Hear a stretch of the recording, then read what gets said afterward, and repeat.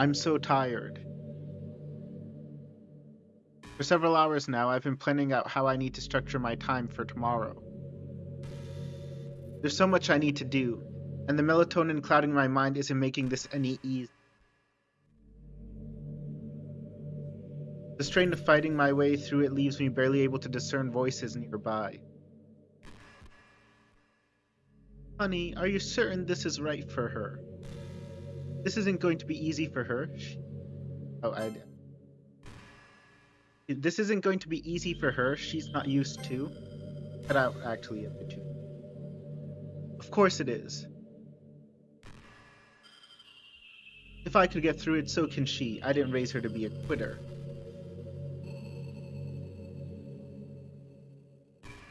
Hearing these words forces my mind to move like clockwork, slapping together a schedule like lightning. I was raised to work this fast.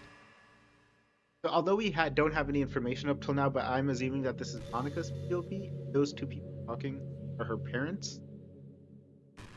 What I am. A winner, a go-getter, a perfectionist. Yeah, I do think this is Monica, especially green text background. No stone is to be left unturned. I'm so tired.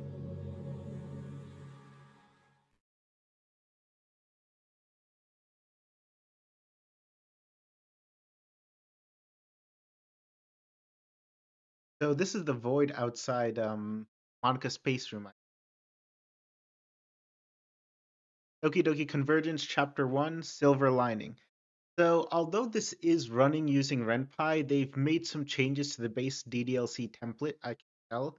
That's not easy. Like, for example, the text boxes are different. Some of the transitions are different. There's definitely a bit more advanced programming than what I usually put into my own mods here. Hey there. Is everything okay? It's nice to meet you. I look forward to sharing a class with you. This MC. I hope we can work well with each other and have a great school year. Oh, where are my manners? I haven't even introduced myself yet. My name is Ma. Okay, so this is the bedroom. They've definitely it looks like the original DDLC bedroom. It's blurred out a little, I think, because he's just waking up, just to give you the feel that he's just waking up. And there is a window in the background. They added like some small touches here. Ah, I'm startled out of my dream by my phone's alarm. Jolted awake, I fumbled tiredly until my fingers managed to hit the right spot on the screen, cutting it off. Lying back down, I sigh in exhaustion as my eyes slowly refocus. After a minute or two of mentally reminding myself that it's a school day, I muster up the strength I need to get out of bed. Let's get this day started. After putting on my uniform, I head down the stairs. The TV in the living room is turned on to a news channel and the faint scent of toast greets my nose as I peek into the kitchen.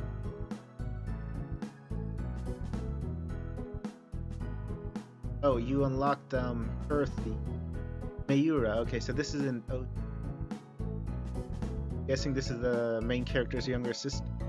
Mayura. You took your sweet time getting up, didn't you? Your food's on the table. Mayura, my younger sister, smirks at me from the kitchen counter.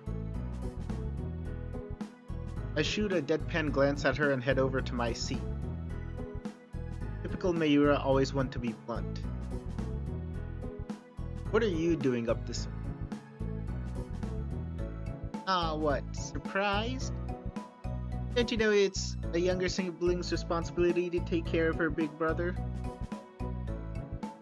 Especially if he's a lazy bum sometimes. You know you don't have to watch out for me like that. I can take care of myself, Mayura. You'd think it would be my responsibility to watch out for her. Ever since we were young, she decided she'd fill the role of being the one in charge.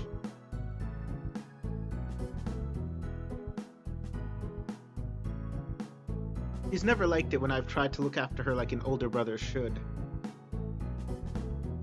I can't say I don't admire her trying to be more independent, but it's not like she needs to baby me to achieve that. What if I'm lazy sometimes? Doesn't leave me less able than she is. Are you gonna eat your toast or not? Because I'll gladly. Guessing she threatened his toast. I quickly bite down before she takes a shot at stealing my breakfast back. Gladly. The bread's gone soggy by this point, but it still tastes fine. Don't talk with your mouth open. You ought to know that already, Mr. I can take care of myself.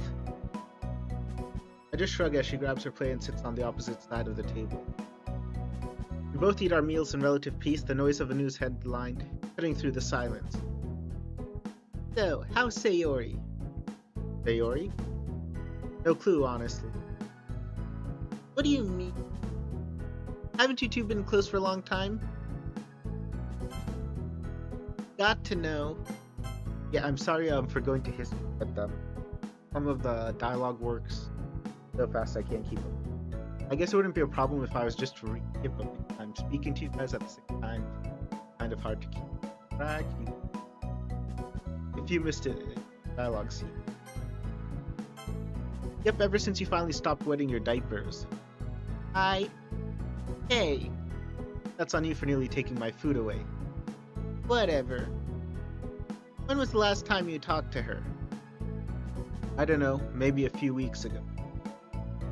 Why does it matter? Oh, it's nothing.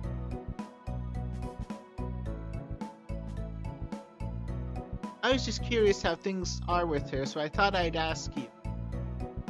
You know, since you're her childhood friend and all, figured you'd know something.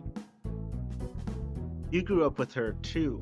If you want to see how she's doing, you just have to walk over to her house. It's right next door. Then, after you show up in front of her house unannounced, not having seen her in who knows how long, well, I'm sure I don't need to explain how awkward that conversation would go, would I? Yeah, fair. Come on, we better finish breakfast so we're not late for school. I'm still not used to taking school so seriously. I don't expect you to. With that conversation at an end, the two of us finish eating. It says you unlocked Mayura. I'm guessing that's like some extra. Actually, we can check. Sorry for interrupting the playthrough like this. Main menu after saving. You can check extras, what that means. Gallery. Haven't unlocked anything. Character. Okay, wow, so character profiles for everyone. We can read these later. You have Natsuki. You have me. Oh, she has a little. I can't. Okay, anyway.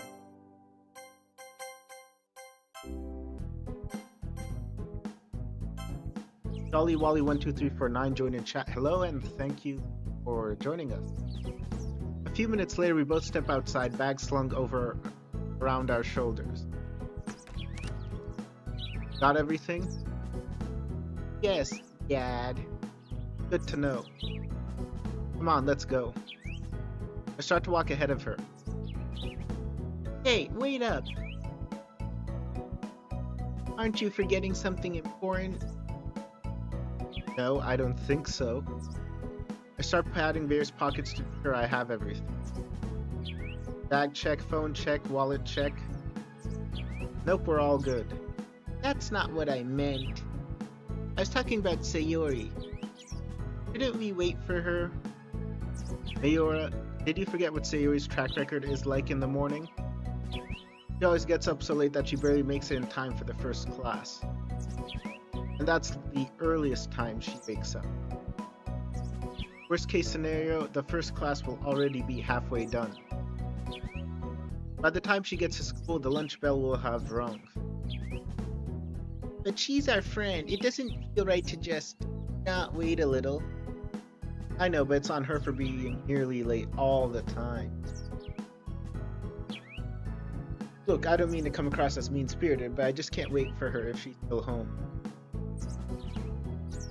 But you don't know if she is. No, I don't. Maybe she's already at school. I just don't know, Mayura. But I'm not barging into her house right now to find out if she... Come on, we're close to the turnoff for your school. The turnoff? I'm guessing that's like the first bell or whatever. Fine. Reluctantly, she continues to walk up the road with me until we split to go our separate ways.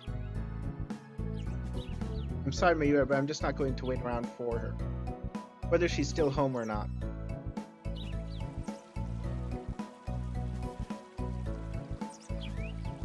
Eventually, I can see the front gate of the school. Checking my phone, looks like I still have some time before the first class begins. Yeah, this... I was gonna comment that the school background is different. One thing I hadn't noticed before is the clouds move. That's quite a nice little touch. The title screen, also the image there, stars were flying across the sky. It takes a bit of technical expertise to get that done. I haven't really done it in my own. Like I tended to sometimes use it if I wanted something. Yeah, this is very nice touch and very nice art.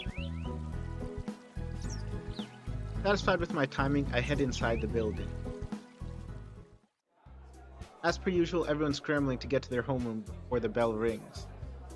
Just as I'm about to head upstairs to my class, an unusual sight catches my eye. It's Sayori. Sayori's in front of it, but I was gonna comment on the window. They've added windows to this background as well. Corridor not look like this. I don't think the benches.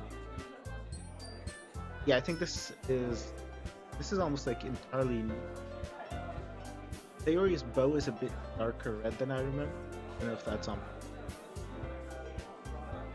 This is probably the earliest I've ever seen her get to school. Oh, she must have not been far behind when I got here. Or did she get here before me? No, that doesn't sound like Sayori. What am I thinking? Looks like she's talking to another girl I don't recognize.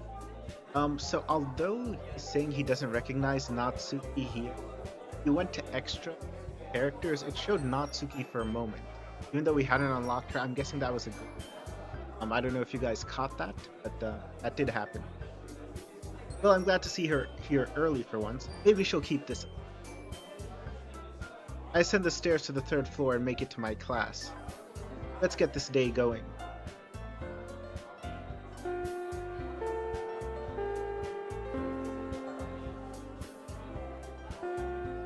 Once again, this is the class, but they've added windows. And I think these windows on the side, the other side, they're also changed from the original. I don't think that computer desk was either. I think it was just desks. There is different. Alas, the final bell rings, ending today's history. I stay back in my seat and wait for the stampede of other students to file out of the room.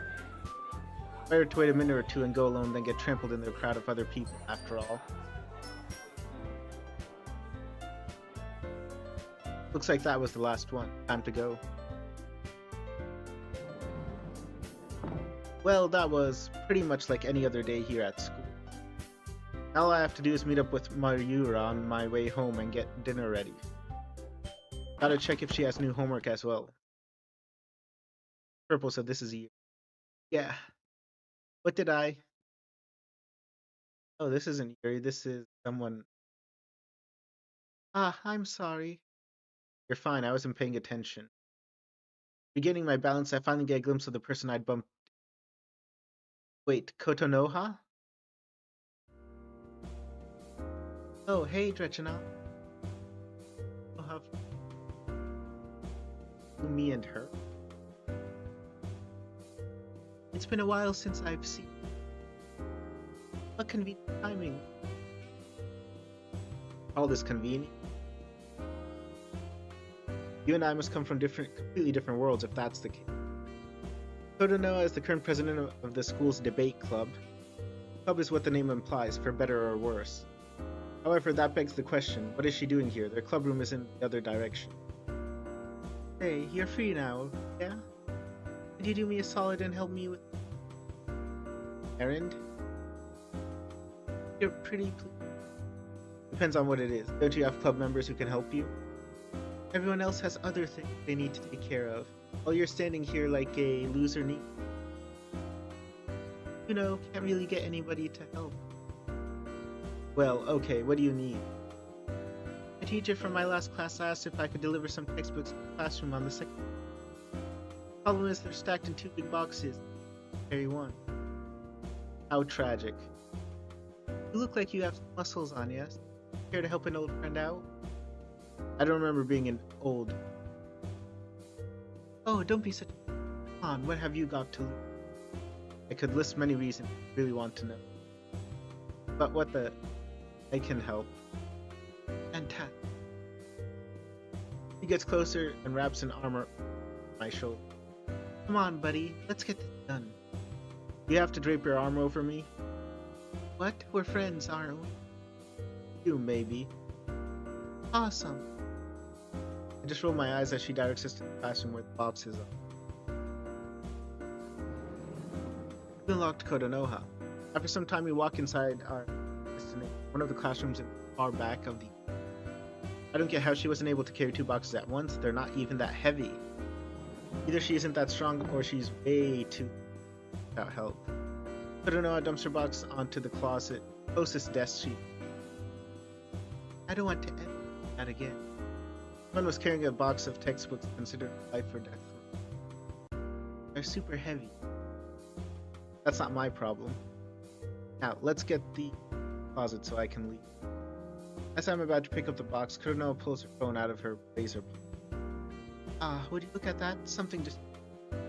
Would you be a champ and put the boxes in the correct spots for...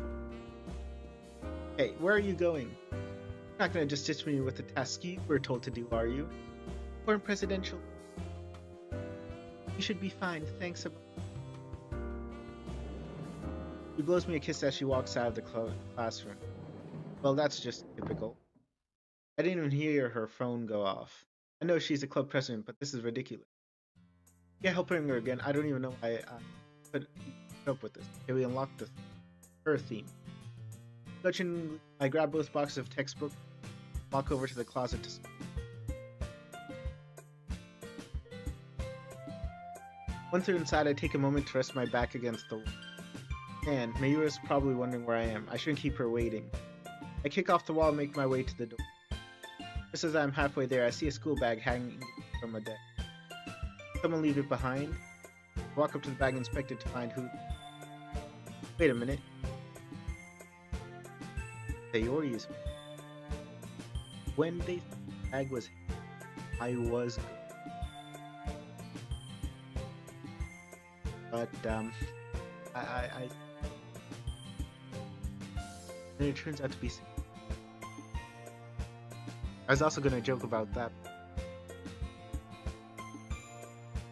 I'm honestly not surprised. She tends to be the forgetful. I should probably get this to her so she doesn't get in trouble tomorrow. Flinging it around my shoulder, I finally exit the... Okay, now I've got to find Sayori, deliver her bag, and then go home. But that raises a couple of questions. Is she still in school? She might have gone home.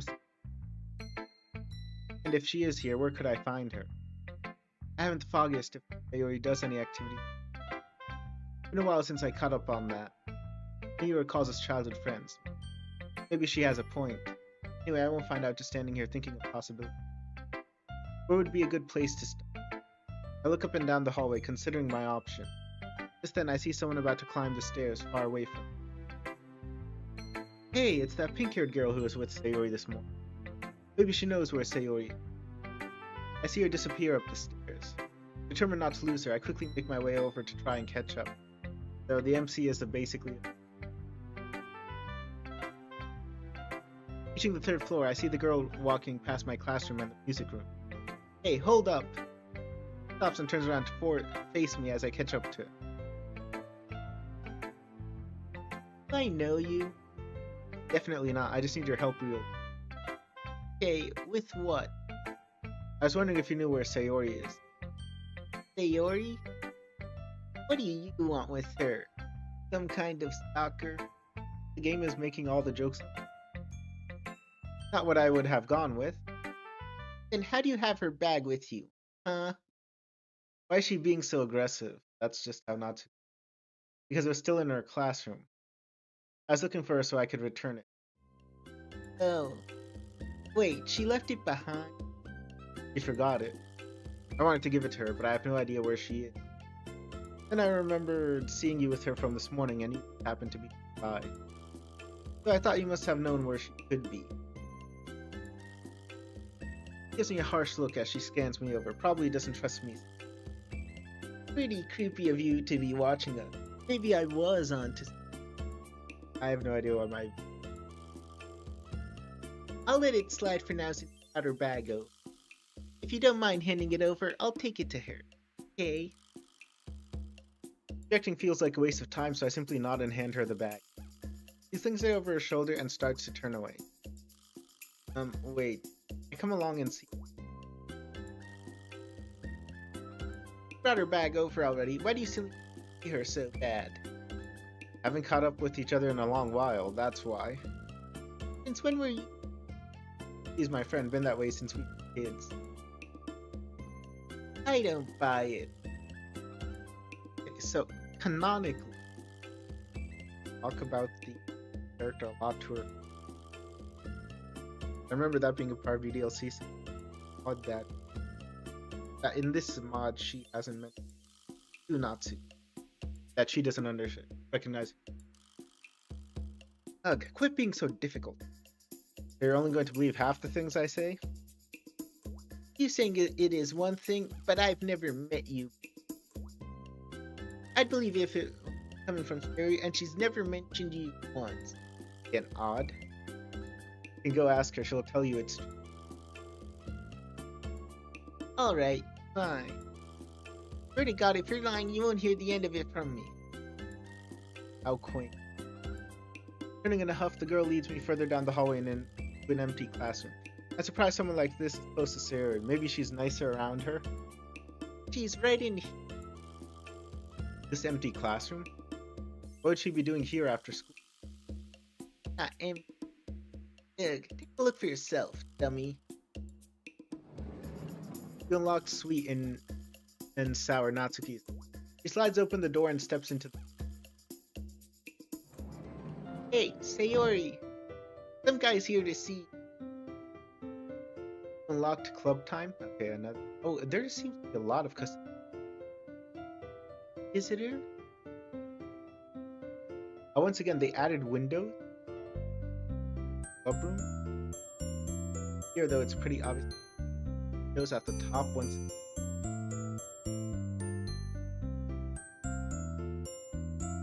Change it. Not at first. I gingerly peer into the classroom and Mary lets out a small gasp as she... Oh! Flash her smile, she rushes towards me, which quickly fades as she gives me one of her bone-crushing hugs. Eh. You too, Sayori. Eh. Wait, what are you doing? Your house? I could ask you the same thing. You left your bag in the classroom, by the way. I thought I was missing. Thanks for bringing it. Tinker tosses her bag on a nearby desk. Step, hang on. You never mentioned him once? Never mentioned him once? Yep, he's my good friend and Nick. We've known each other since... Told you. Fine, guess I can believe now. Why don't you... The literature... Literature club. Come on. She grabs my arm and tugs me into the same strap. Whoa, careful. So excited. Well. Okay, I don't know. I'm assuming this is Monica just based on the color of the text box. Isn't this a surprise? I have a voice.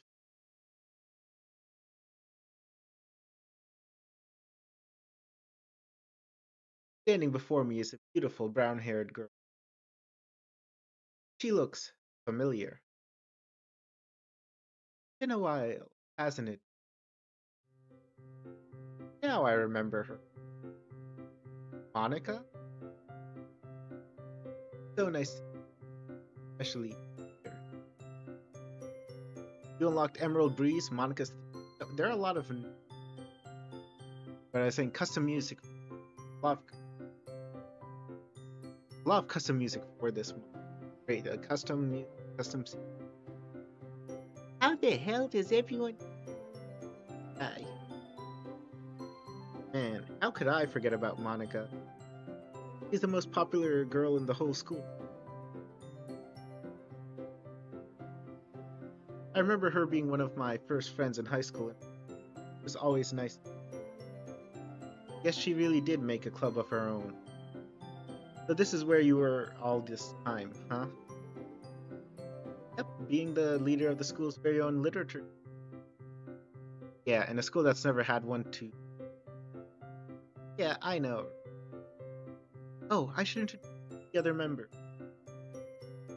Turns to a purple-haired girl whose face is obscured behind a sizable. Okay, so this is you.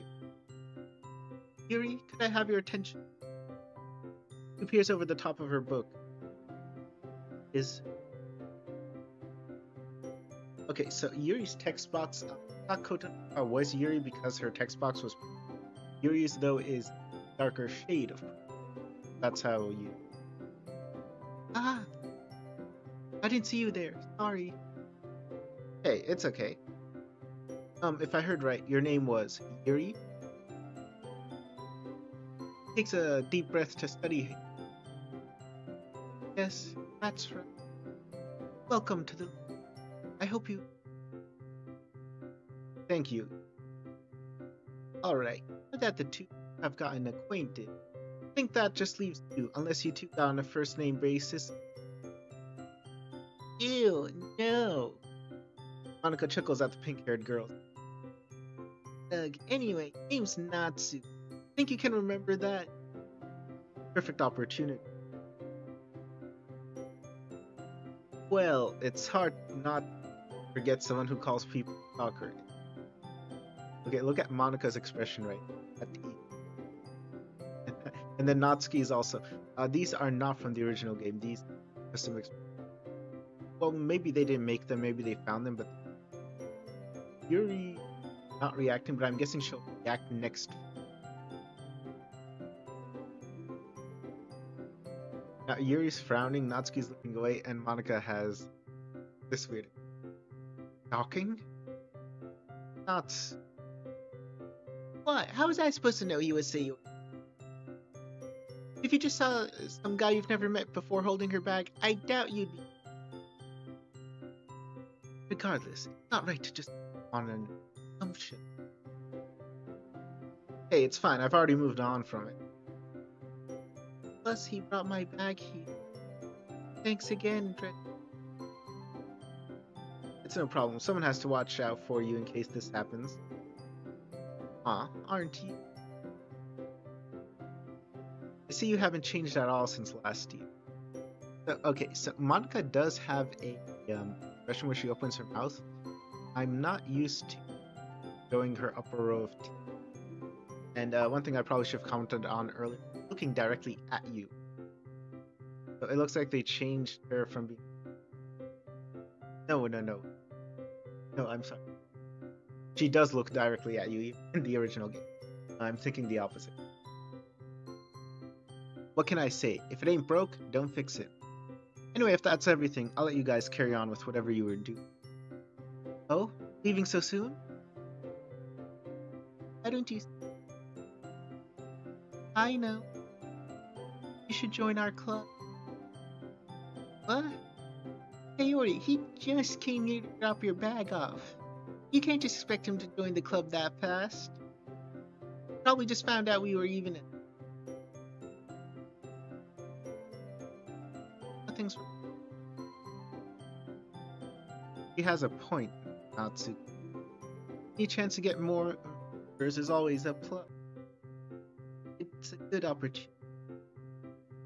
But Natsuki doesn't know about what we... That's... Well, rather than just guess as what he wants to do, let's let him decide. So, what do you say, Drechenaux? You want to join the literature club? Joining the literature club, huh? About joining a closely knit group of friends seems pleasant too. Does sound interesting. But I feel like it's a decision perhaps if you hand me a couple of cupcakes, it would change my mind. You know, give me some time to explore the club a little before I make my choice. Like Natsuki said, I only came here to drop the bag off. I need to get home now. Ah, yeah, that's perfectly okay. Oh, why don't you come back tomorrow and get a little overview? If you like it, then you're free to... Yeah, that works for me. If you do plan on coming back, then you can join in on our club's activity of poem share. Just write a poem so we can all read it and provide useful feedback. Interesting. Very well then. Sounds like a lot of fun. I'm going to go now. Have a good time. Tomorrow. Bye. Hope you make it home. Wait, why would she say something? Sounds like a... Don't let the door hit you on the way out. Out. The sliding door. Did you forget that we live in Japan, Natsuki? You know what I meant, Baka. With that, I open the door and wave at the girls who are seeing.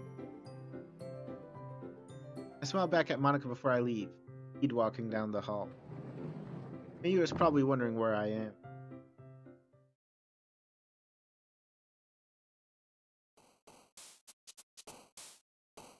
And there. So this is his room. It's no longer blurry because he's not waking up. There's a light on top. The window is showing the night. Again, some nice touches. All done. Okay, let's see how it looks. All I could see was blue as far as I could look. There was no land, no civilization. There was no one. I could call out, my voice would travel for miles, but it never returned to me. There was nothing for it to bounce off of. There was nothing. Only the sound of the waves as I drifted kept me company. I swayed back then forth, but it never moved from that spot. There was nowhere to go. I could look, I could yell, I could hear, but it meant nothing as I drifted off, further and further from what I knew, what I had never seen. I took outside poem area to continue. Part of me thinks I can do better than this, but I can't think of how I could improve. Well, it's better than having no poem at all. I'm not sure why, but I really want to make a good first impression on everyone, especially Monica. I'm not a club member though, so I should be fine even if it's bad. Right? Mentally shrugging it off, I closed my notebook, hop on my grabbing a cookie. For a long day of schoolwork, plus the extra stuff I had to do, finally time to wind down and... Yeah? Miyu opens the door and walks into it. He goes to my desk and digs around in one of the drawers. What are you looking for? He then pulls out some scissors from my drawer. Scissors, I need them for an art. Alright, maybe ask for them next time, okay? There we go with the innocence. You know she can get away with it, but I'm not that hard on her.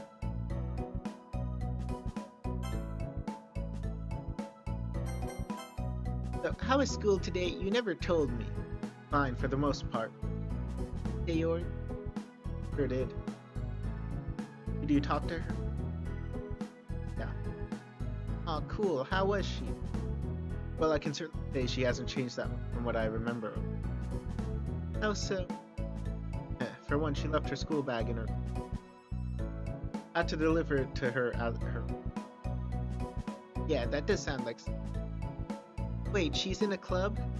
What kind of club? The literature club. Oh, wow. Sounds like she's productive time. Look who's talking. You're talking about yourself, right? I don't see you doing anything other than being a couch potato. That's because I got all my work done earlier. Helps to get the hard stuff out of the way. Well... Ah, there it is. Even with her big sister, Miura's time management. Okay, fine. Good for you. I was just giving her a smirk. That cruel. Even got a little extra.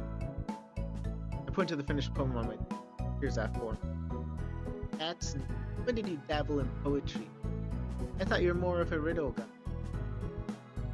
I could give you a riddle right now if you want. No thanks. Go easy. That's the point. Anyway, I was thinking of giving the club a shot. If I like it. When he goes, the world ending? It'll end when you get your first boy. Hey. Sometimes I admire how easy. What's so special about this? Never would have thought you'd be.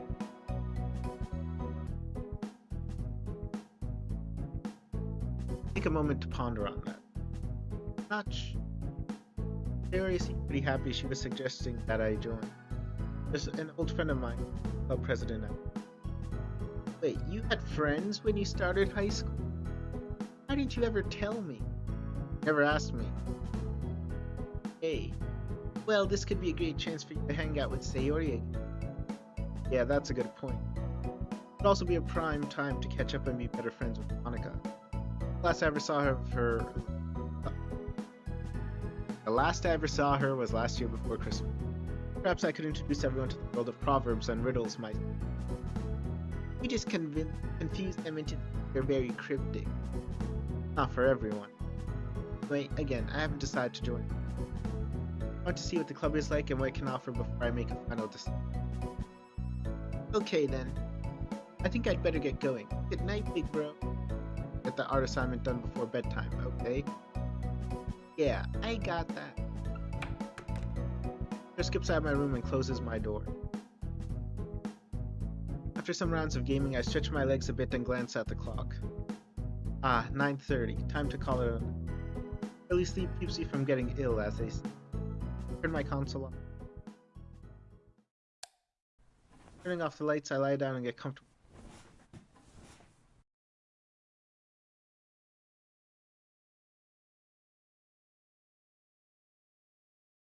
I remember that day, back before she joined the debate club.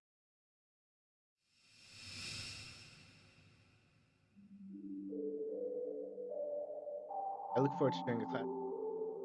Dalkins in chat, up today. Hello and thank you for joining. I hope we can work well with each other and have a great school. Oh, where are my maps? I haven't even.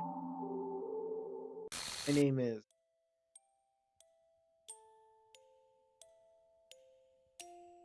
Alright, so this is custom. A couple of. The mod was being advertised on r/td.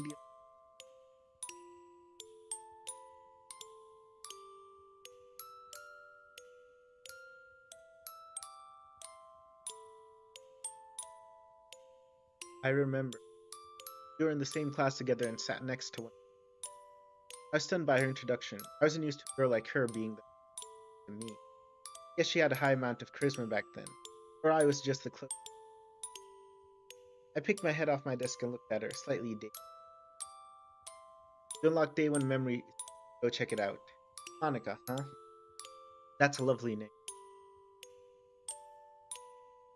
I remember seeing her smile when I look forward to working with you as well.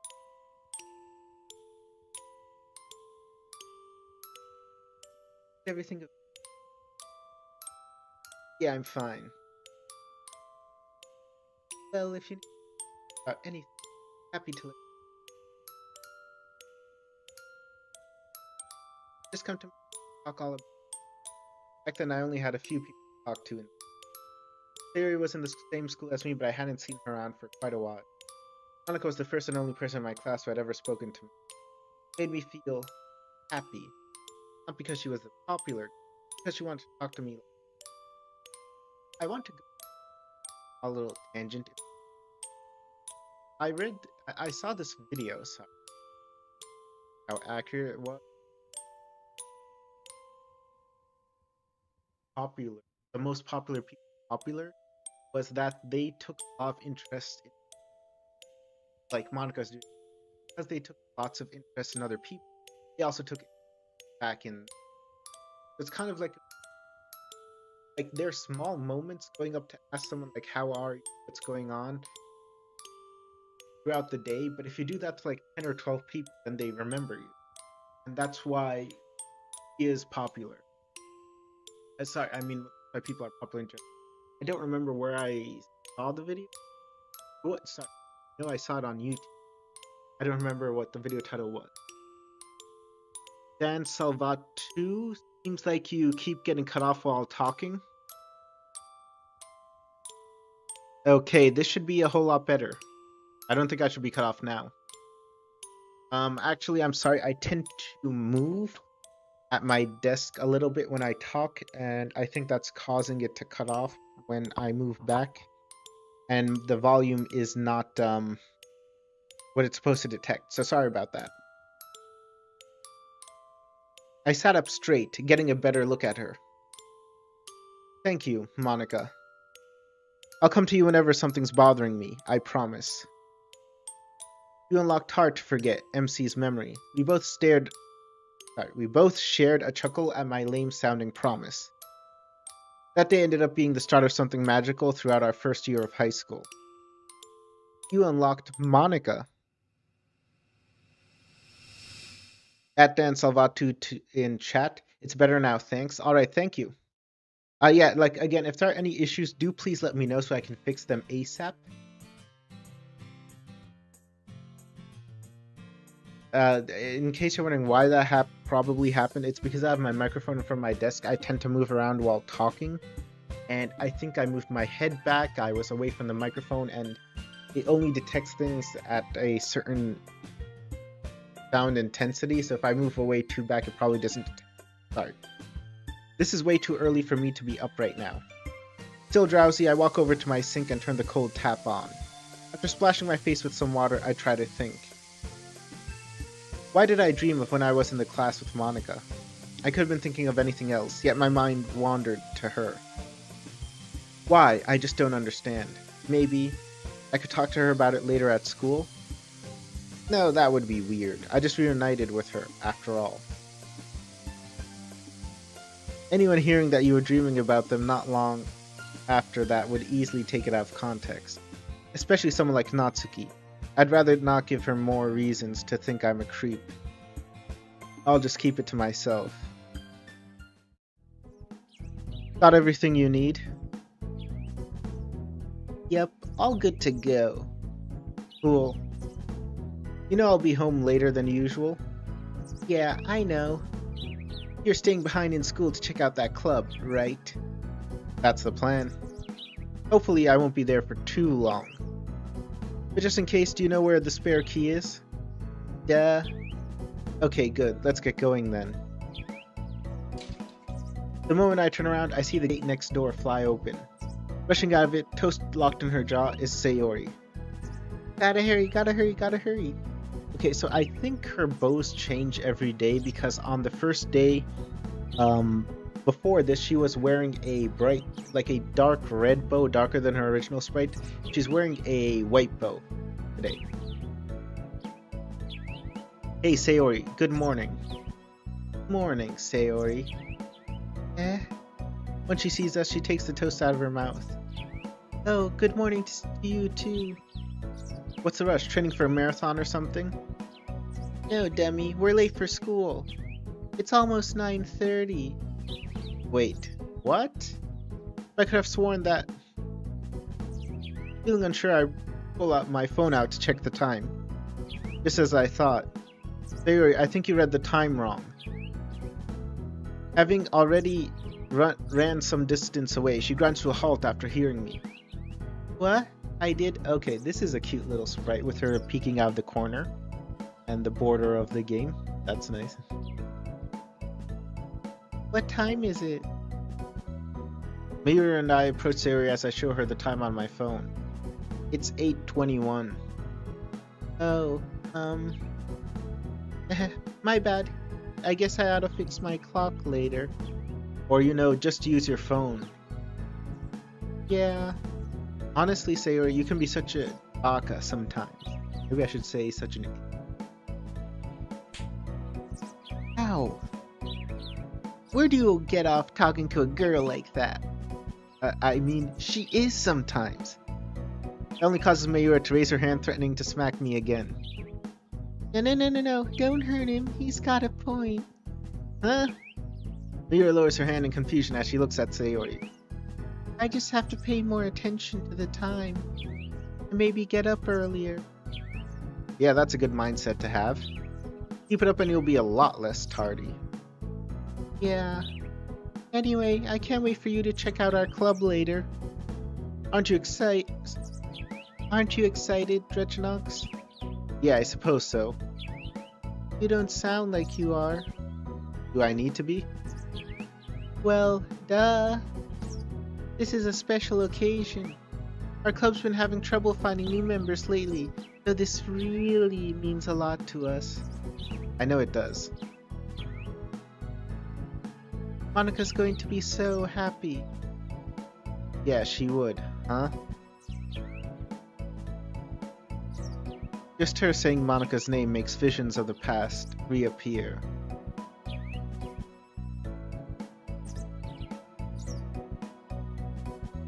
Hey, big bro? You still in there?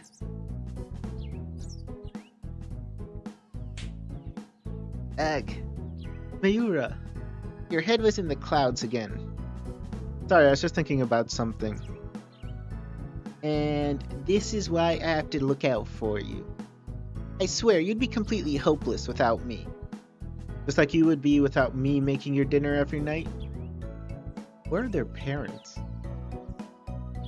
Shut up. You two bickering is too adorable. It reminds me of how we used to do that all the time. Yeah, that's a throwback. Anyway, we'd better get moving or else we really will be late. Oh, right. With haste, the three of us head on our way.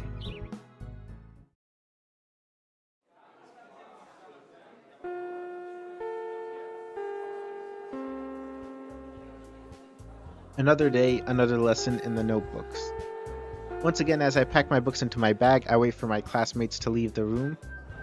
Usually I'd be heading home around now, but not this time. Speaking of which, I'd better find that classroom again. If I take too long, Sayori'll probably find and drag me there. That girl can be surprisingly strong, despite her meek appearance. I sling my book bag over my shoulder as I leave to find the literature club. It doesn't take too long roaming the halls until I hear a familiar voice. Beep. Sayori? I rush into the adjacent hall to find Sayori, rubbing her butt in pain. What? Ow. Did you not see the sign? I point over to a wet floor and notice a few feet away. I didn't really notice it until I started to slip. I stand back as she tries to get up, then slips again. Ow, man, all I wanted to do was check if you really were gonna come over. Why does the floor have to punish me? I can't help but let a small chuckle out as I offer her my hand. Don't worry, Sayori, I remembered. She looks at my hand for a moment, then takes a firm hold of it. Thank you. Carefully, I pull her back up to her feet. She takes a moment to dust off her damp skirt. What's so funny? Oh, nothing. It's just, this takes me back, you know. To what? That time you helped me up back in middle school, remember that? Oh, yeah. Back when some boys were bullying you, right? Yeah.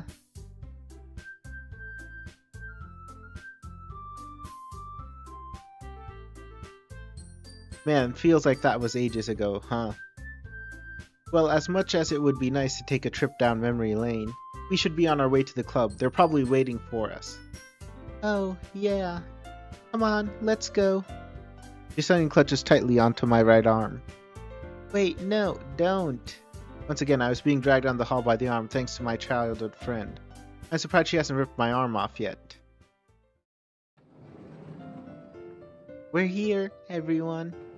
Thanks, Sayori. You can get let go of my arm now. Oh, sorry.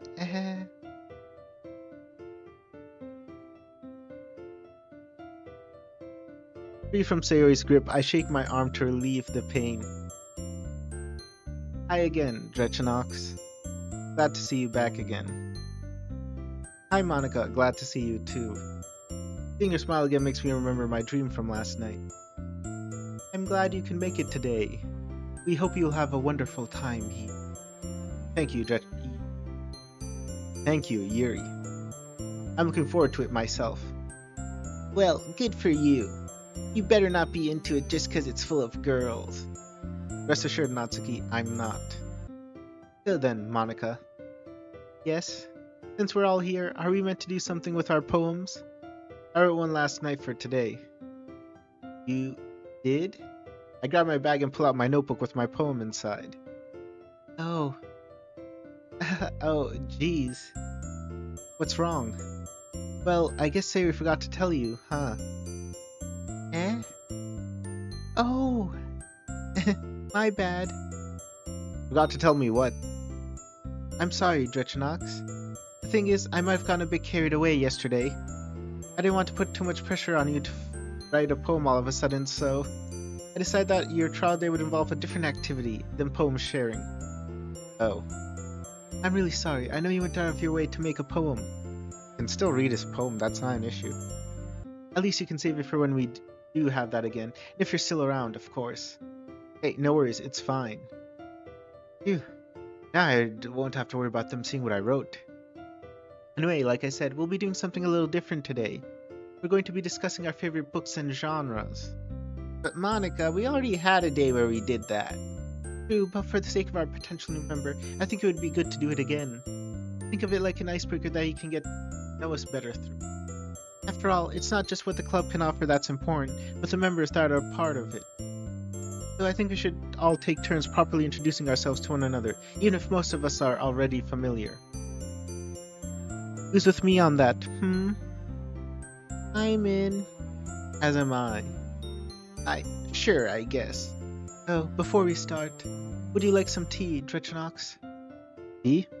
I just now noticed that everyone except Sayori has a teacup on their respective desks. You guys have a tea set in this club?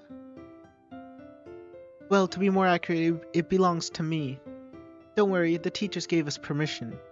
I see. In that case, yeah, I'd like a cup. Very well, then. Would you like some tea as well, Sayori? Yes, please. Yuri walks over to the back of the classroom, presumably to fetch the tea. So, who would like to go first? Me, please. Sayori stands proudly in front of me, full of energy. Okay. How do I start this? You could start by telling me about the club and what you do here, I guess. Oh, good idea. So, in case you didn't know, I'm the vice president. You? Vice president of the literature club? Can't say I saw that coming. Hey, it's not funny. Why are you surprised by that anyway? I just am, that's all.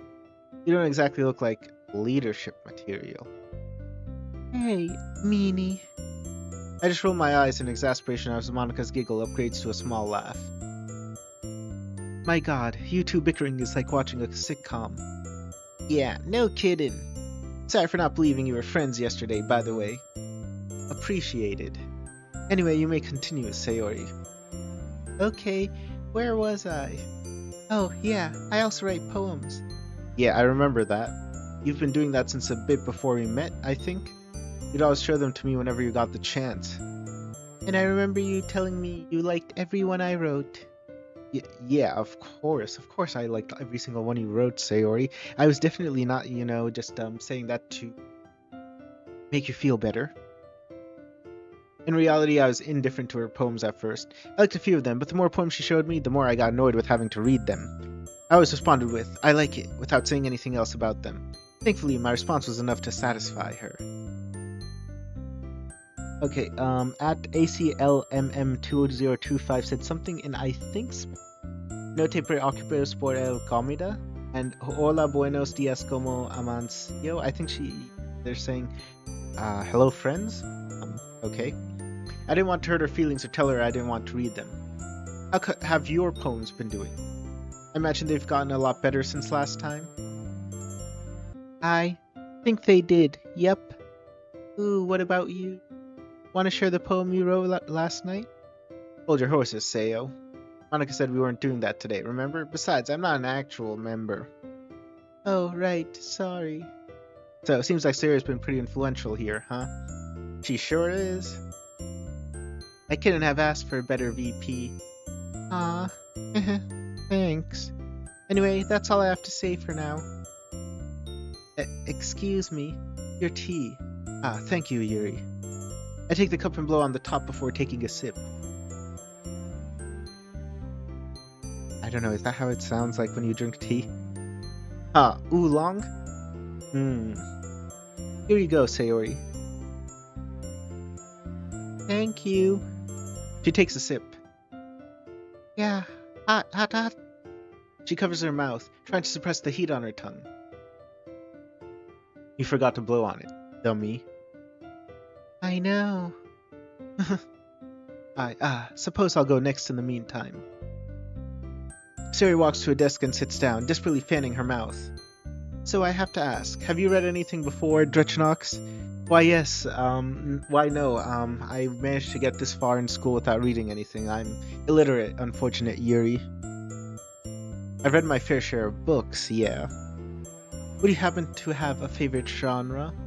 Not really, I like all kinds. But if you're wondering which ones I have read the most, it would be mystery novels. And then there were none.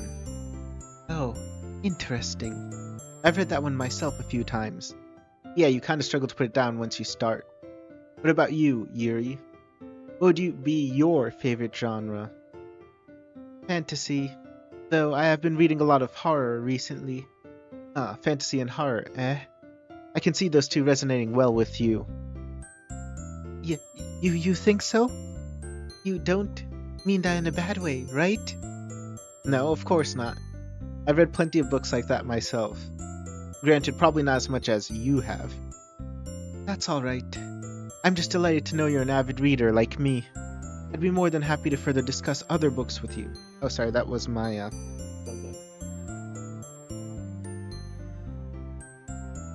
Nope, nothing important. I'd be more than happy to further discuss other books with you.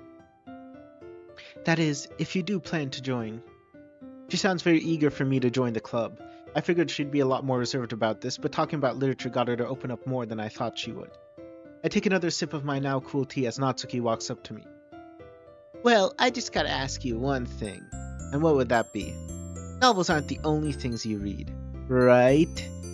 She's staring at us like she's trying to say, I know what kind of man you are. I know that you're a weeb. You're a filthy little weeb, aren't you? Who likes reading anime and manga. No, really, I don't have a preference. Novels, short stories, manga, pretty much anything out there is fair game. Manga? Yeah, what about it? Nothing. I'm just surprised, that's all. I didn't think a third year like you would be reading manga at all. Is it because most people think it's for children? And because people assume that you are a children when they see you? What difference does it make? You have adults out there reading children's books to kids all the time. Yeah, exactly. I always hate it when people judge you for liking certain things. Well, that's their problem. And besides, there's a lot of good manga to read out there. Some of it's even meant for adults. Uh-huh.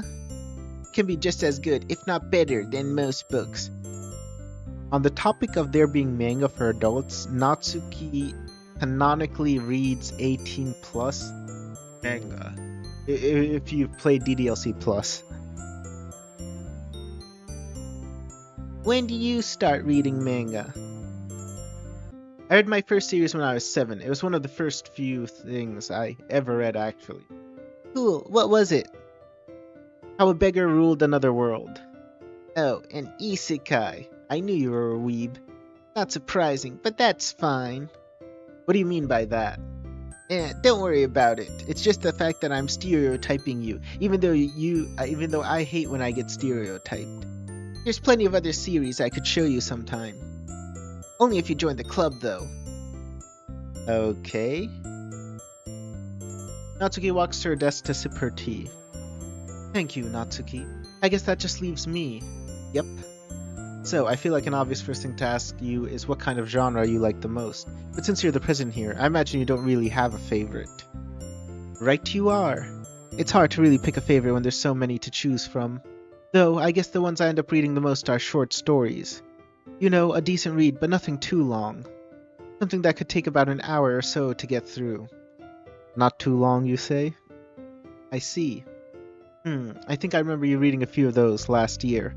Whenever you finished one, you would play around with the words in the text. Kinda like constructing your own narrative through what you read at first, if that makes any sense. Yeah, I remember that. Finding your own viewpoint through the author's descriptions and prose can be really rewarding.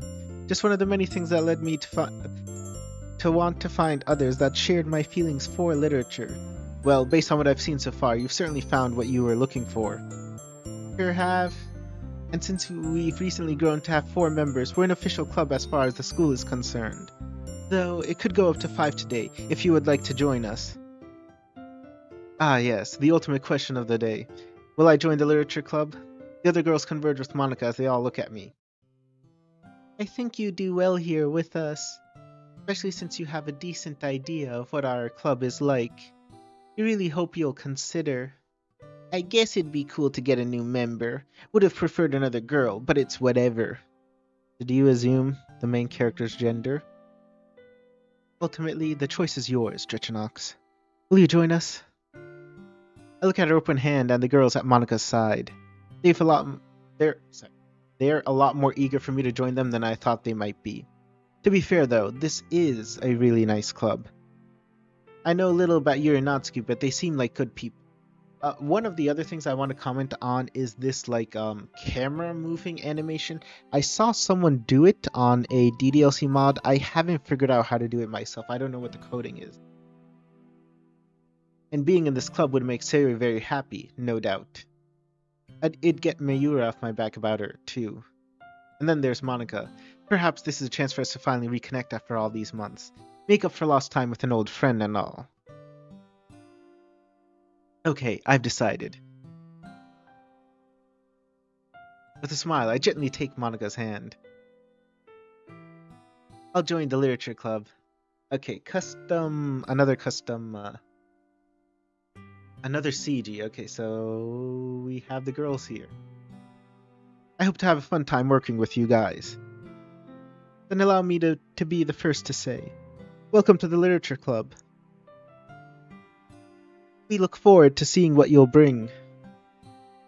Thank you, Monica. You really mean it? You're gonna join? That's right. Are you okay? You're the best! What? He tackles me to the floor and braces me in a death grip. You unlocked Sayori. Okay, Sayori, I get it. You can let me go now. I can't breathe. Luckily, my horse response manages to reach her before I get crushed to death. I'm sorry, I'm just so happy. You unlocked Day 2 Club CG. Go check it out. Well, that's relief. I'm thrilled you wish to join. We'll make sure you feel right at home here. As long as you stay in line and take things seriously, it should be fine. If you try to pull anything weird, I'm reporting you. Really? Now, Natsuki, cut him some slack. He's not the type of person to do that. Yeah, he means well. He may be a grouch sometimes, but he's super cool, funny, and kind. Hey. Meh, whatever. I'm still gonna keep my eye on him. Whatever you say, Natsuki.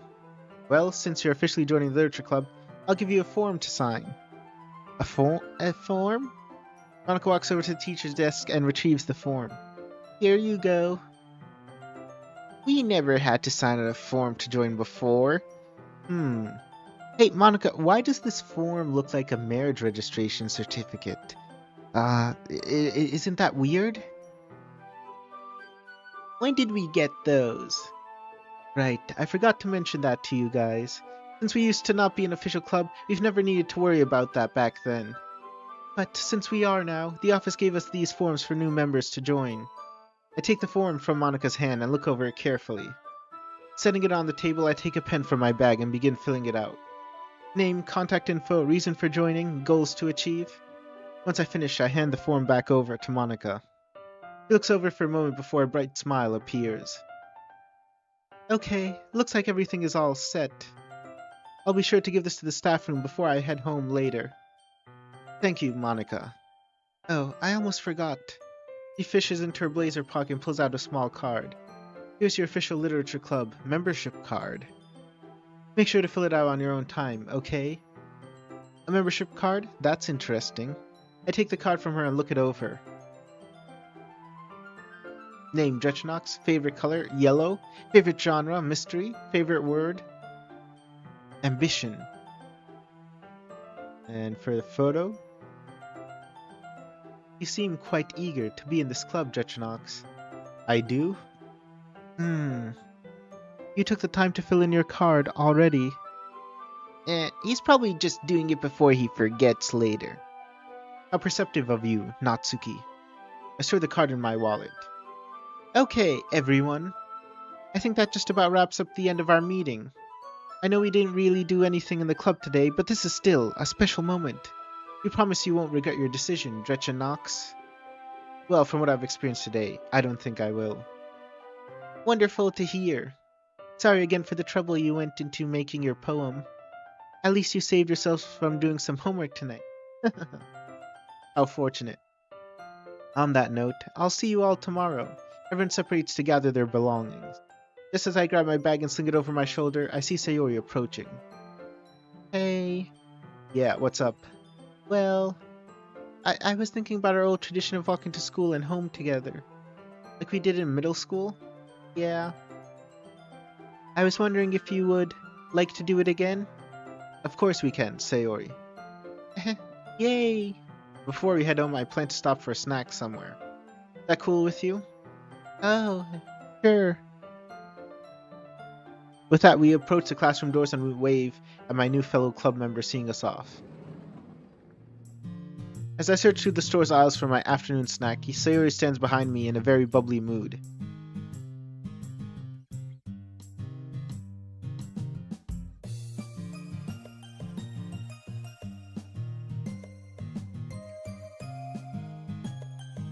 Sorry, just give me a moment. There's something I just want to fix. Okay.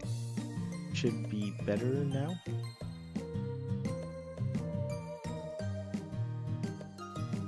Where does this girl get her energy from? Isn't this exciting? Tomorrow's gonna be your first real day in the literature club.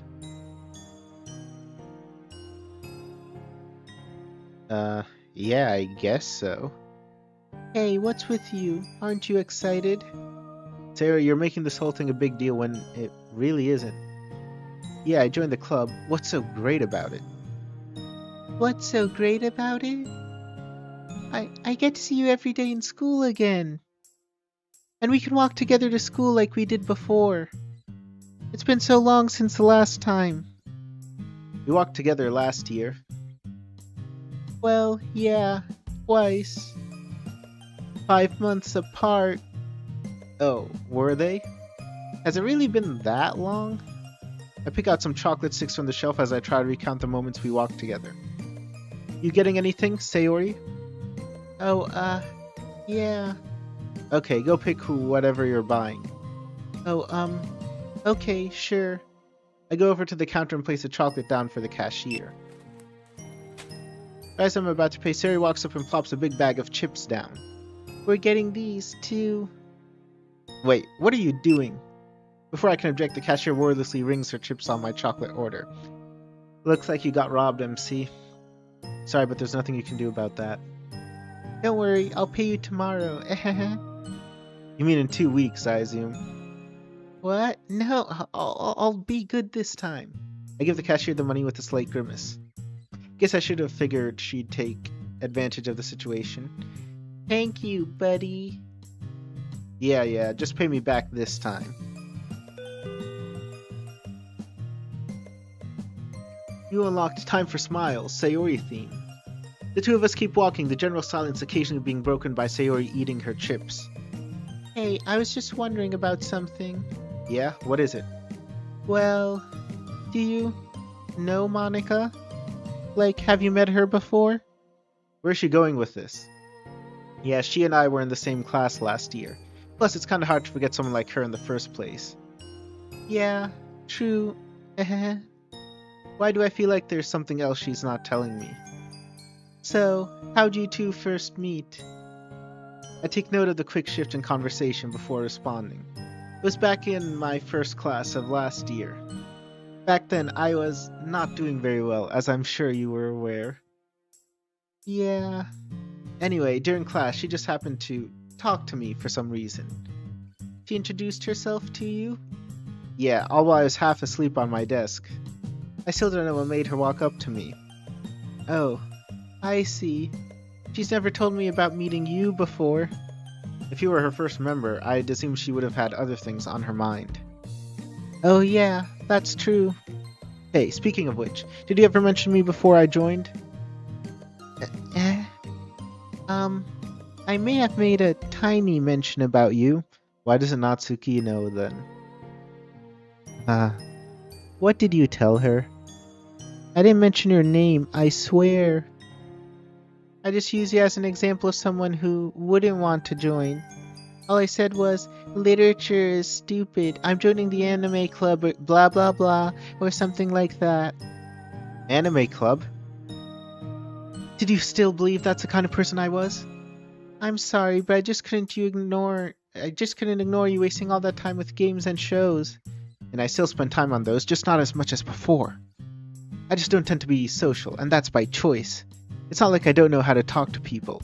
Anyway, I've never been interested in the anime club. Plus, literature isn't stupid. I told you back there what I read. I'm sorry.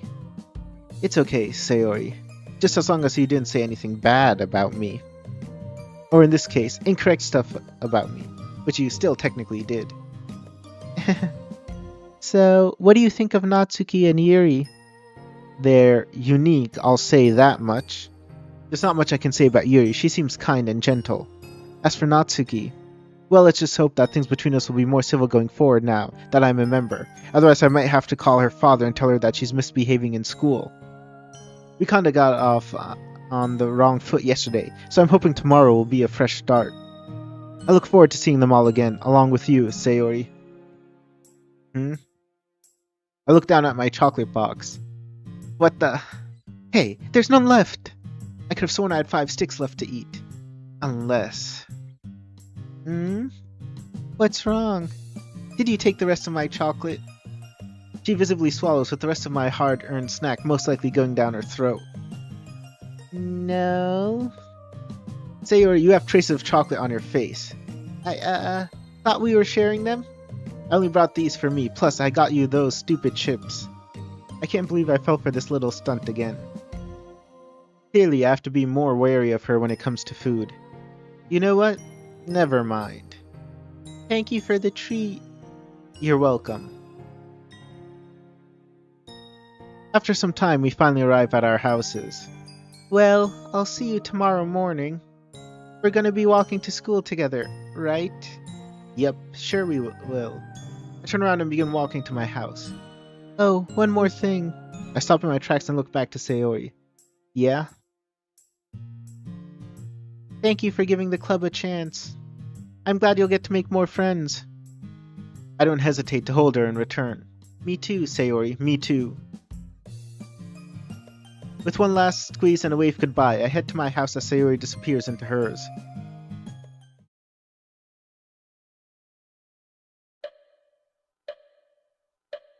Oh, look, custom. Oh, custom animation.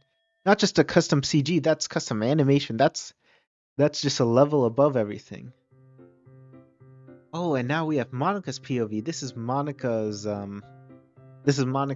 bedroom. Okay, so we can see a little toy there. We can see the pillows, the bed. Far too many pillows. I don't know what's there on this calendar. That looks like Natsuki and Yuri, almost a photo of.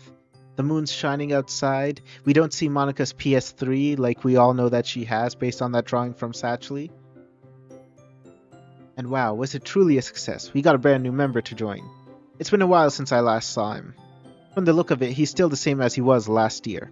The other girls all seem happy that he's a part of our club now. I'm pleased that he's finally joined. The club will undoubtedly be different going forward now that he'll be around. Maybe we'll try and catch up with each other, too. In due time, at least. And Sayori. She was really happy that he joined as well. Probably the happiest I've seen her in a while, I think. Uh, I should get some sleep. I've stayed up for too many nights, and early rest ought to help remedy that. I let out another yawn as I crawl into bed. My eyelids grow heavy as I get comfy under my sheets and drift off to sleep.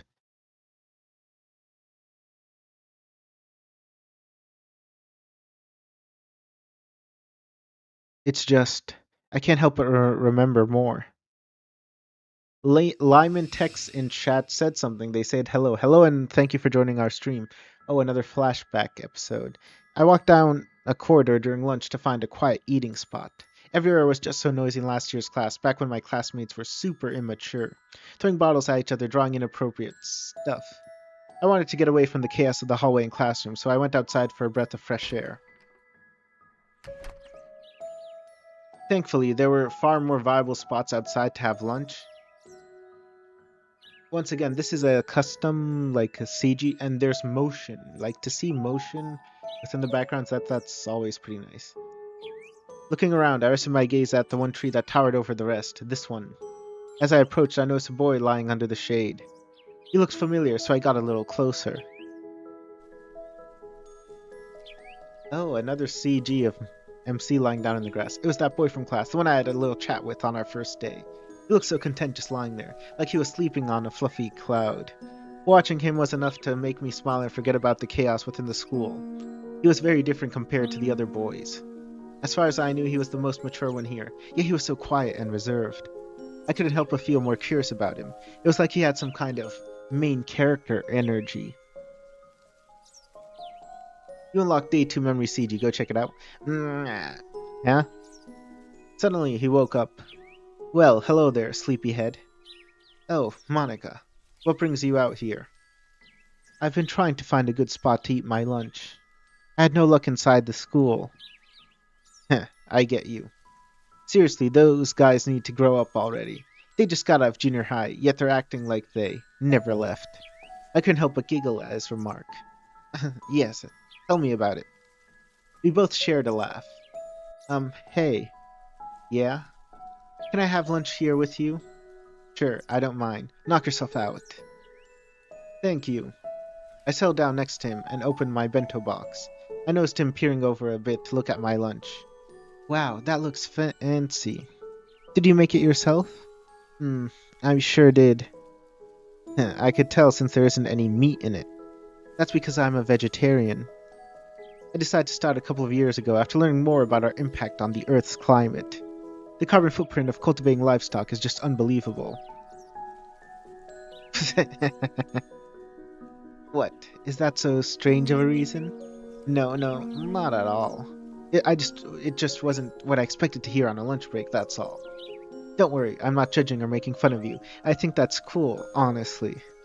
For some reason, he was making me blush a bit. He wasn't making fun of me, but it felt embarrassing that something about me provoked that kind of response. Well, you'd better dig in before lunch ends. It'll fly by faster than you think. And with that, he returned to his position with his arms behind his head, soaking in the thin rays under the shade of the tree. I swear he was just far too chill with everything going on. But in all honesty, it was a refreshing thing to see. Being there with someone as relaxed as he was made getting through the school day much less stressful. So underrated streams. Lyman text in chat said yes. Well, thank you. Misty Sky 085 vegetarian. Yes, Monica is canonically vegetarian. Even in Monica, sorry, not. I almost said Monica After Story, but that's not canon. I mean, in the dialogue she gives you in the space room after you, in the third act, she mentions that, and she mentions that as the reason as well. I took my eyes off him and started eating as we admired the beautiful blue skies. Doki Doki blue skies.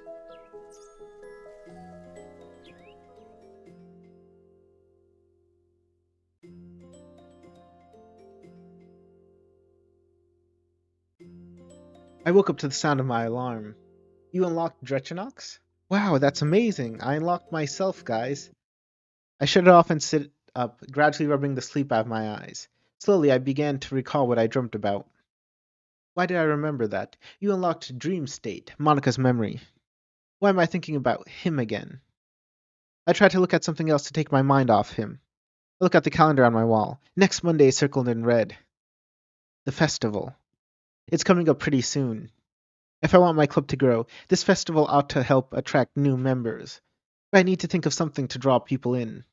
Maybe he could help me again. Just like last time.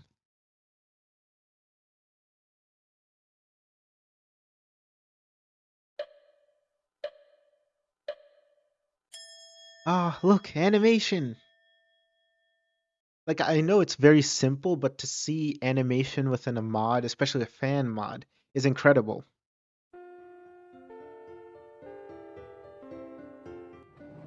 Right after class ended, I made my way over to the club. Since I'm so early, only Monica's here. I wonder how far apart our classrooms actually are. Misty Sky 085 Thanksgiving? Well, it's not Thanksgiving yet. Lyman texts in chat asks, what is this mod about? Can you spoil me a little? I actually don't know because I haven't played it, but I haven't played the full thing, but from what I can tell, it's about Monica and I think the main character, really. Oh, hi, Drechenaux. This is a surprise. You're the first one here. Well, technically second since you got here first. True. Though, you're still early and ready. That's what counts. Thanks, I guess. No problem. Not long after, the others walk into the club room. And just in time. Sorry we're late. Oh no, it's okay. I just got here myself. Wait, was it just you two in here? What were you two doing together? Yes, for a full 2 minutes. Oh, okay. I mean, you can do a lot in 2 minutes. Why do I get the feeling you two were up to something? Who said that? I scanned the room with my hand over my forehead. Hey! Oh, hi. I couldn't see you from up here. Maybe I need to find a magnifying glass or a microscope just so that I can view you a bit better. Oh, shut up, smart Alec. Good afternoon. I'm delighted you were able to make it today. Glad you didn't walk off on us. Oh, that was an option? Alright, don't mind me. With a smirk, I make a beeline for the door and stop right at it. Don't you start with me now, mister. I can't help but chuckle as I step back. Always the cheeky one, aren't you? Never saw a reason to change. As we talk, I know Sayori's moved away into a desk near the back. I can't read the look on her face. Is something bothering her? But yeah, I would never run away from this club. Besides, today is my first day as a proper member. It'd be dumb of me to walk off now. Fair point. I hope you learn many skills here that will help you. I'm sure I will, thanks to you guys. Alright, now that there's a lull in the conversation, it's time to see what's up with Sayori. She seems to be looking normal again, despite the face she was making earlier. Maybe it wasn't that big of a deal? Hey, Sayori. Oh, hey. You seem to be having fun chatting with everyone. Yeah, they're pretty nice people. Why don't you join us? Oh no, it's okay. Lyman text in chat says Natsuki seems more interesting than original Tsundere form, or I guess that's my bad. I think she's still in her Tsundere form, they've just added more dialogue. What club? Misty Sky 085 asked in chat, what club? This is the literature club. I'm just happy seeing you making new friends. They're your friends as well, remember? I know. Don't worry about me. I'm just gonna fix up my poem before we start. Don't mind me who's sitting here in the corner, feeling depressed and feeling very sad, you know? Just ignore me and let me be sad on my own, okay? I want it to be good enough to impress the club. Well, okay, I'll leave you to it. Sorry for interrupting you. Don't be. It's fine. She pulls out her poem from a journal and starts to work on it while humming to herself. I guess she's doing okay then. I look back to the others, only to find they're all scattered to various spots in the room, doing what I assume to be their usual thing. It just leaves me as the only person who isn't doing anything. Oh, I really can't wait to read your poem, Drechenaux. I'm happy that you're taking the club seriously. Well, why wouldn't I? I know I can be lazy sometimes, but that doesn't mean I won't put in the effort when needed. I wouldn't be where I am right now if I stayed a sad loser like I used to be, would I? You're too funny. Well, I'm happy you're here with us in the club anyway. But you shouldn't be talking down about yourself like that. Only I'm allowed to do that. Yeah, I know. I was just trying to be funny. Hmm. If you say so, she shows me a big grin, Almost like she's trying to make up for not laughing. It looks genuine, but something doesn't feel quite right. Like she has crippling depression or something. After Sayori finishes touching up her poem, she trots over to Natsuki. I head over to a table near the front and sit down. After digging into my bag, I pull out my poem again to give her another read.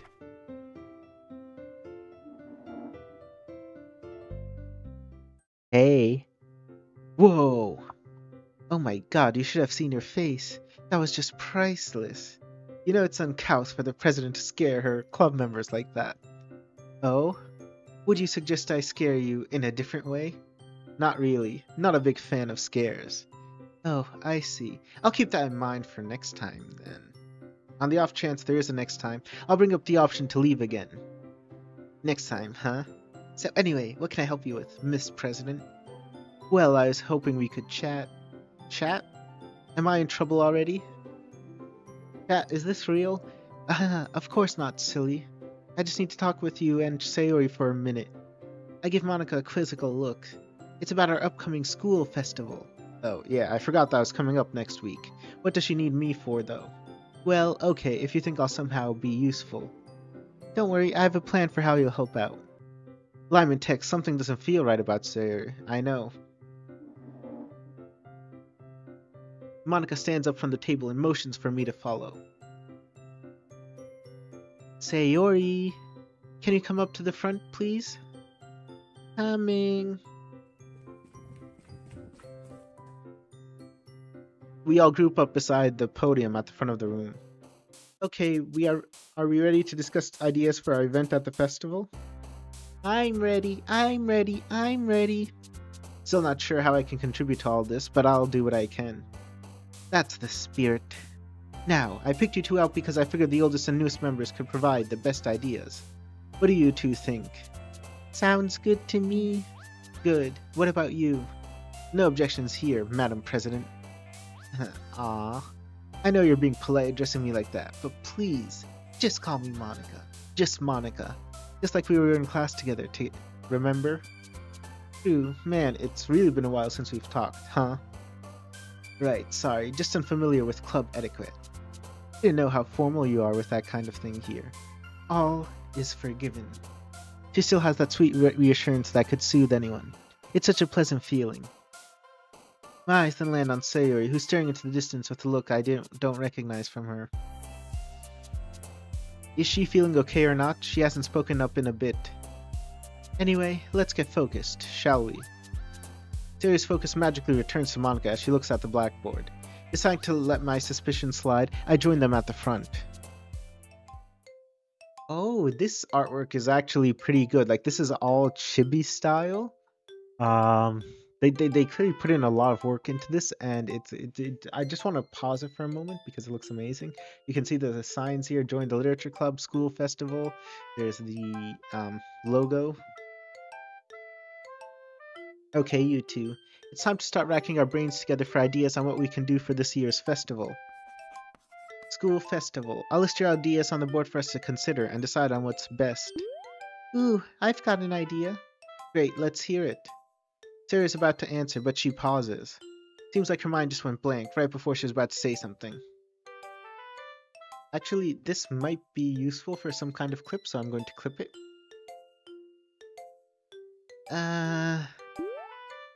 It's coming to me, I swear.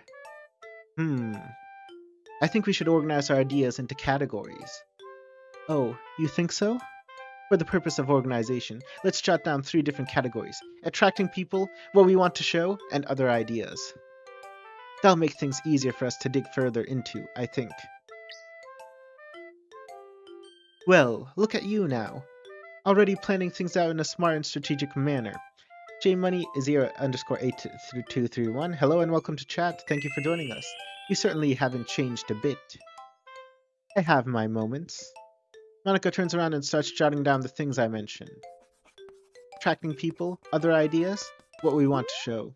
Alright, do you remember your idea yet, Sayori? Oh, yeah, I did. Well, I had an idea of something we can put in the attracting people spot. Okay, go on. Well, even if you come up with the most fun thing ever, nobody's going to stop by if it's a literature event. They might think it'll be boring. So it's probably a good idea to figure out how to get people to show up in the first place, right? She really has a knack for planning when she puts her mind to it. A good strategy, Sayori. In that case, do you think food will do the trick?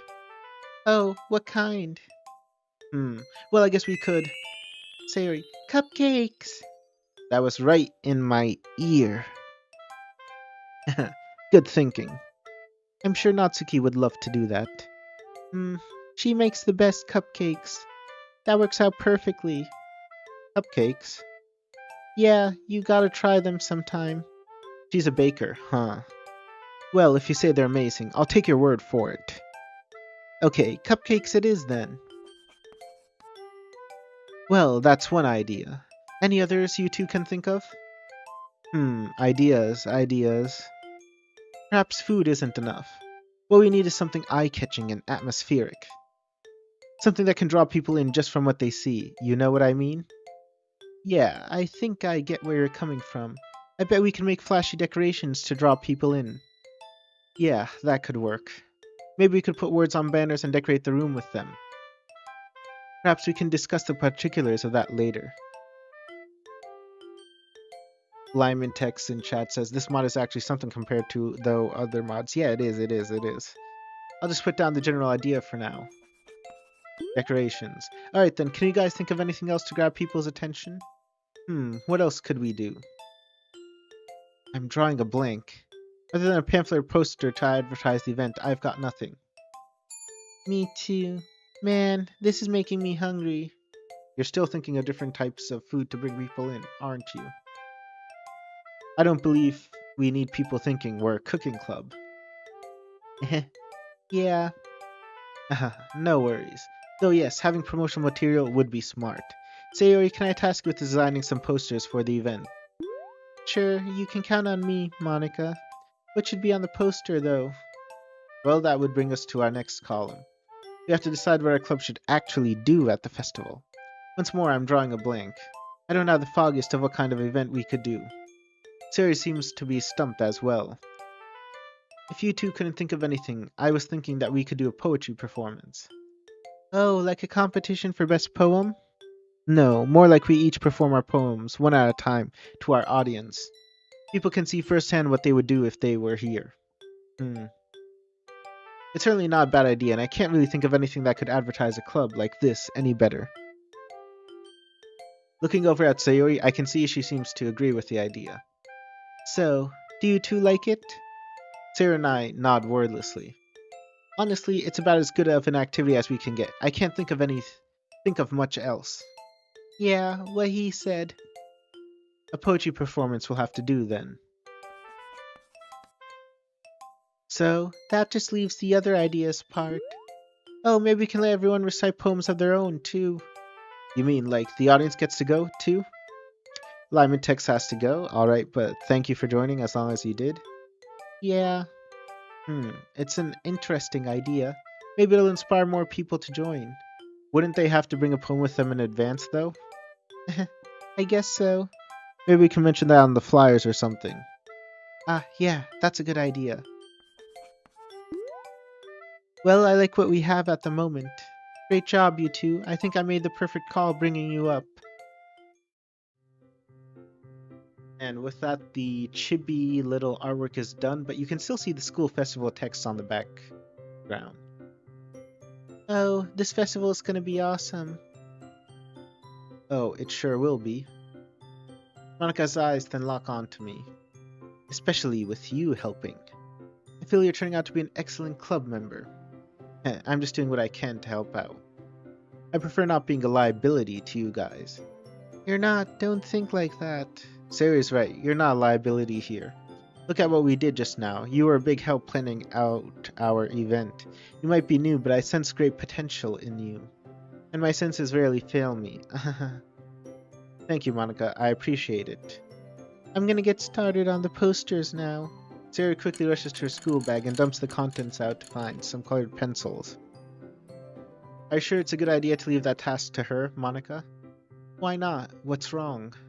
I'm saying is, if we leave a drawing task up to Sayori, don't expect a masterpiece. Does it need to be a masterpiece? Well, if you're okay with simple doodles. Do you not like Sayori's art? I never said that. Then there shouldn't be any problem. Sayori loves to draw. You probably know that as much as I do. You should have more faith in her. She's your friend. I know, it's just... My train of thought suddenly derails. I can't seem to find the right words to say. I trust her. I know she'll come up with something great. It doesn't have to be a masterpiece that will impress hundreds of people. What she can deliver is good enough, and we ought to thank her for it. Any budding artist could use as much support as possible to see things through. Sayori is no different. Especially from a close friend like you. Yeah. I think over her words as I turn to watch Sayori again. Out of the corner of my eye, I catch her quickly looking down before I fully turn to face her. Was she watching me? And why does she look a little less invested in drawing? Because she overheard you talking mean things about her. Okay, everyone. It's time for us to share our poems. And for a certain someone, it'll be their first time sharing their work. Yeah. I wonder how much my poem will pale compared to the others. Well, with that attitude, you won't make a good first impression. Just be yourself and it'll come naturally to you. Right. Okay. Digging my poem out from my school bag, I look around to see everyone else retrieving theirs.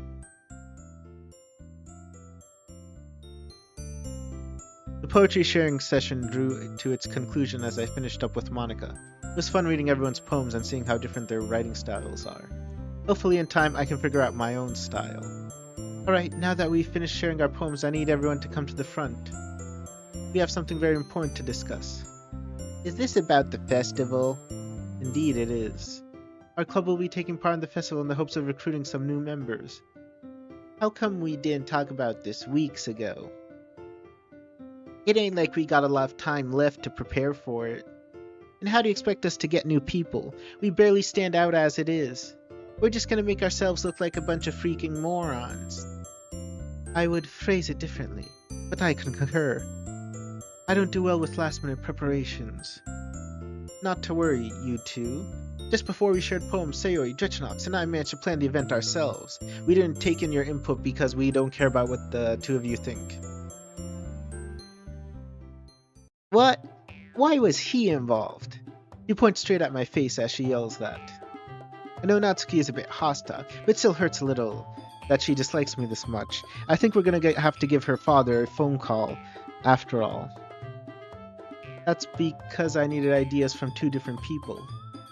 The member who's been here the longest, and the newest. He had some great ideas. We didn't want to include the two of you again though. Again, because we just don't think you're that important. For real? I mean, Sayori I can understand being clever sometimes, but this guy? There ain't no way. Excuse me? Now, Natsuki, you're just underestimating him. He's got great planning and strategic skills. He was the one that came up with the idea to add decorations. Girl, literally everyone with a brain could have thought about that. And, yeah, I read that before it cut off, but... Girl, I'm so sorry. Girl, literally anybody with a brain could have thought about that. Sayori has been working on posters, and I'll design some pamphlets we can hand out during the event. Okay, that's great and all, but that doesn't tell us what we're doing for this. I was getting to that. We're going to be performing. Performing? Yeah, we decided that we're going to be having a poetry performance. We each choose a poem to recite during the event one at a time, and anyone else can come up and read out their poems too.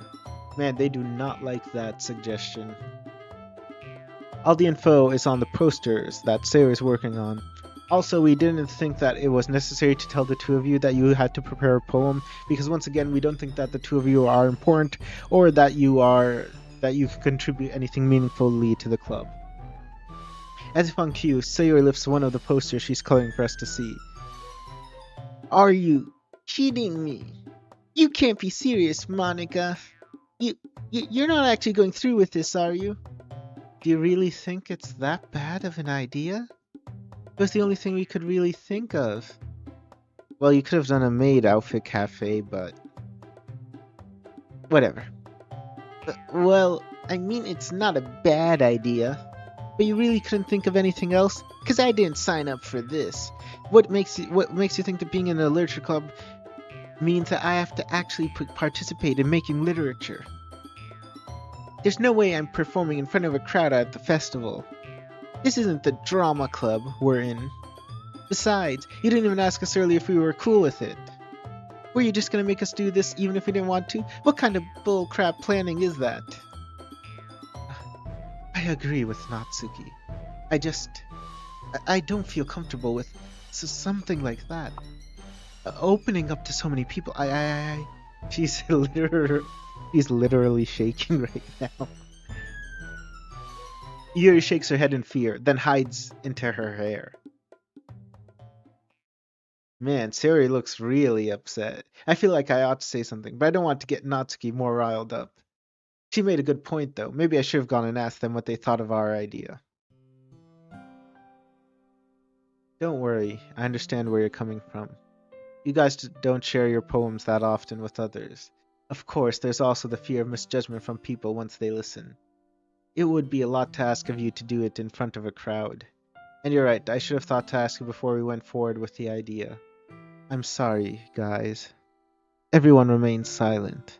It feels like an aura of uncertainty has settled within the room. But I still think we can give it our all. After all, we're the ones responsible for the fate of the club. Not many people give literature the time it deserves, right? So with our performance, we'll show the students of the school just what they're missing out on. We can show everyone the power of love and literature. Sari looks pretty motivated by Monika's little speech, as am I. She must have that effect on people, what with her being a class star and all. Yeah, I want more people to see how great the club can be. Plus, it's the best way we've got to show everyone how passionate we are about literature. Having fun and inspiring others to feel the same. That's right. We're the reason this club exists today. I know you guys can pull through to keep it going. It may be challenging and daunting to recite a poem in front of people you don't know, but just remember, it's for our club's future. What do you all say? Are you with me? The motivation Monika tried to infect the others with doesn't seem to be working. Sari's starting to look worried again, too. It won't be long until Monika feels the same. I'm in. I know this is going to sound weird or out of nowhere, coming from a guy who's only been here a day or two, but I still want to help the club with getting new members. Like Monika said, we are the ones responsible for the fate of the club. It's clear that this place holds a special place in your hearts. This is the only chance in the year that we can really show our passion to everyone in this school. Graduating while knowing that it will continue, even after we're moved on, would be more than fulfilling. It's clear that Monika and Sayori have been trying their hardest to find new members for the club until now. As club members and as their friends, we should have their backs on this. I turned to Monika and put an arm on her shoulder. Even if not everyone is on board with your idea, I'll always have your back. I'll help you achieve what you desire for the club to succeed. So you can count me in, Monika. I finish off with a confident and meaningful smile. In return, she reciprocates with one of her own. Ah, that means a lot to me. Really, thank you. I'm glad you'll be helping us out with all this. That was so cool. Looks to me like Natsuki doesn't have any arguments left. Ugh, alright, fine. I'll be a good club member and participate. I'll just have to get adjusted to the idea, I guess. Thank you, Natsuki. Guess that just leaves one left. Time to put peer pressure on Yuri.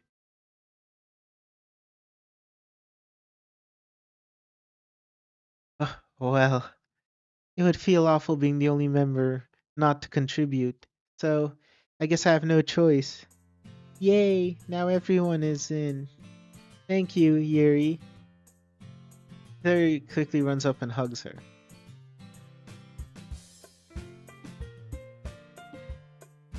I suppose this makes the decision a little more worth it.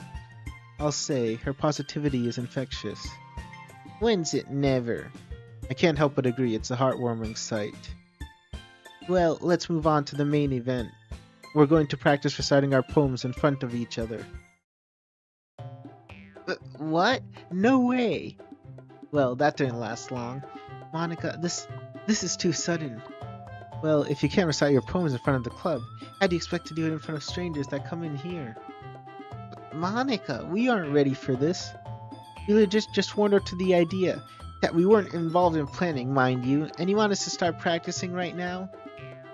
Besides, even if I was more prepared, I want to rehearse with a new poem, not the one I brought in today. Yeah, I'd want whatever I'm reciting to be my best work. I don't think what I brought in for today would really qualify for that. Oh, you two didn't bring any old poems or anything like that today? Even though I never asked you to, nor did I mention this idea in the past? They both shake their heads. Misty Sky 085, no way I'm reading anything. Okay then, I guess we don't have to practice today. We can move the recitals to tomorrow. That way you'll have plenty of time to prepare and write something you'll both be proud to share with newcomers. How does that sound? That would work much better, yes. Yeah, I guess that's fine. Still kind of pissed about the sudden idea a bit, but whatever. She still sounds hesitant, but doesn't seem to have any arguments left now. You two okay with this as well? No problems here.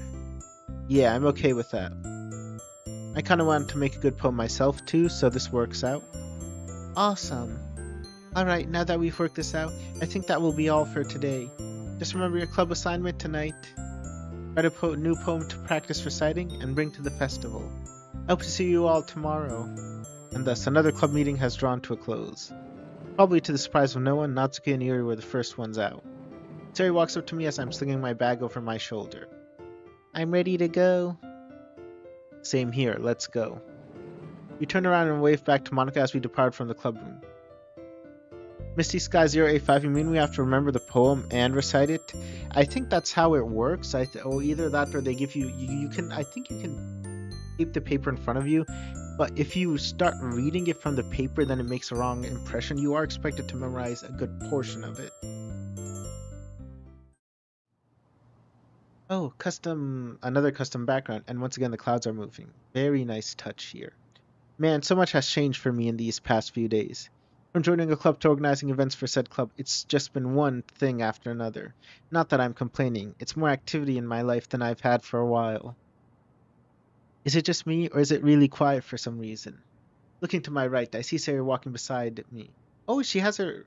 Oh wait, I didn't notice what color her bow was before. Was it white or was it red? That's not like her. Hey, Sayori. I place my hand on her shoulder. Sayori. Huh? Are you okay? Oh, yeah, I'm fine. Sorry, I was just... You unlocked 4'33"? Huh? Just spacing out. Oh, okay then. That explains everything. Except who looks down when they're spacing out. Someone in chat said it was red. Okay, it was red, but it was like white a while before and then it changed to red. This is like the original color. It's not the dark red it was in the beginning. Are you really sure? Yes. You really shouldn't worry so much about me. Why shouldn't I? We're friends, right? That's what friends do. What they ought to do, I guess. Yeah, we are.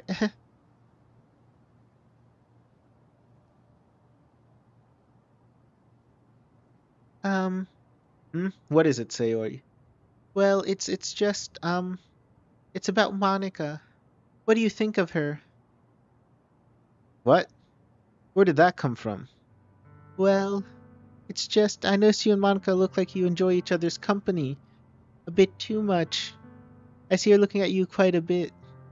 And, she was asking me about you during lunch. No way. What did I even do that caught the class star's attention? So, I was wondering what you thought about her. Why do you think she's so interested? If you want to, that is. Well, what do I even say to that? I still haven't processed the fact that Monica's been acting like this. What makes her think I have the answers? I guess I could start with what I think about her. She is a pretty awesome person. I'm sure it's not just me who feels that way. Hell, I bet all the guys in school do. She's every guy's dream girl. I look up to the sky as I think about her again. And Monika's little memory thing winks at you. I guess I like her, you know. I see. As for why she was looking at me, I'm just as lost as you are. Although, you remember we were in the same class last year, right? Oh yeah, I remember you told me. Maybe it's something to do with that. Your guess is as good as mine, honestly. I see.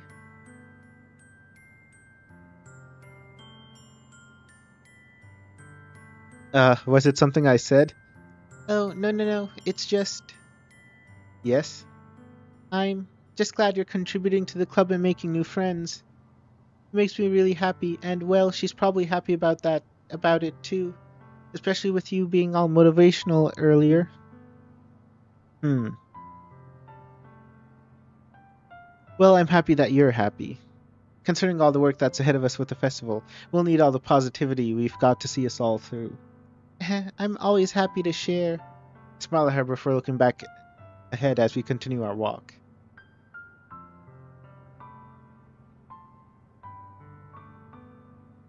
Well, my job is nearly done. Only one thing left to do. Huh? What's done?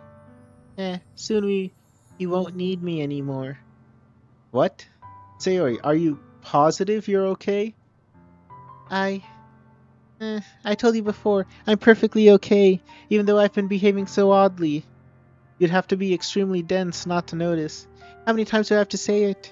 Before I can respond to that, a distant call from behind halts our conversation.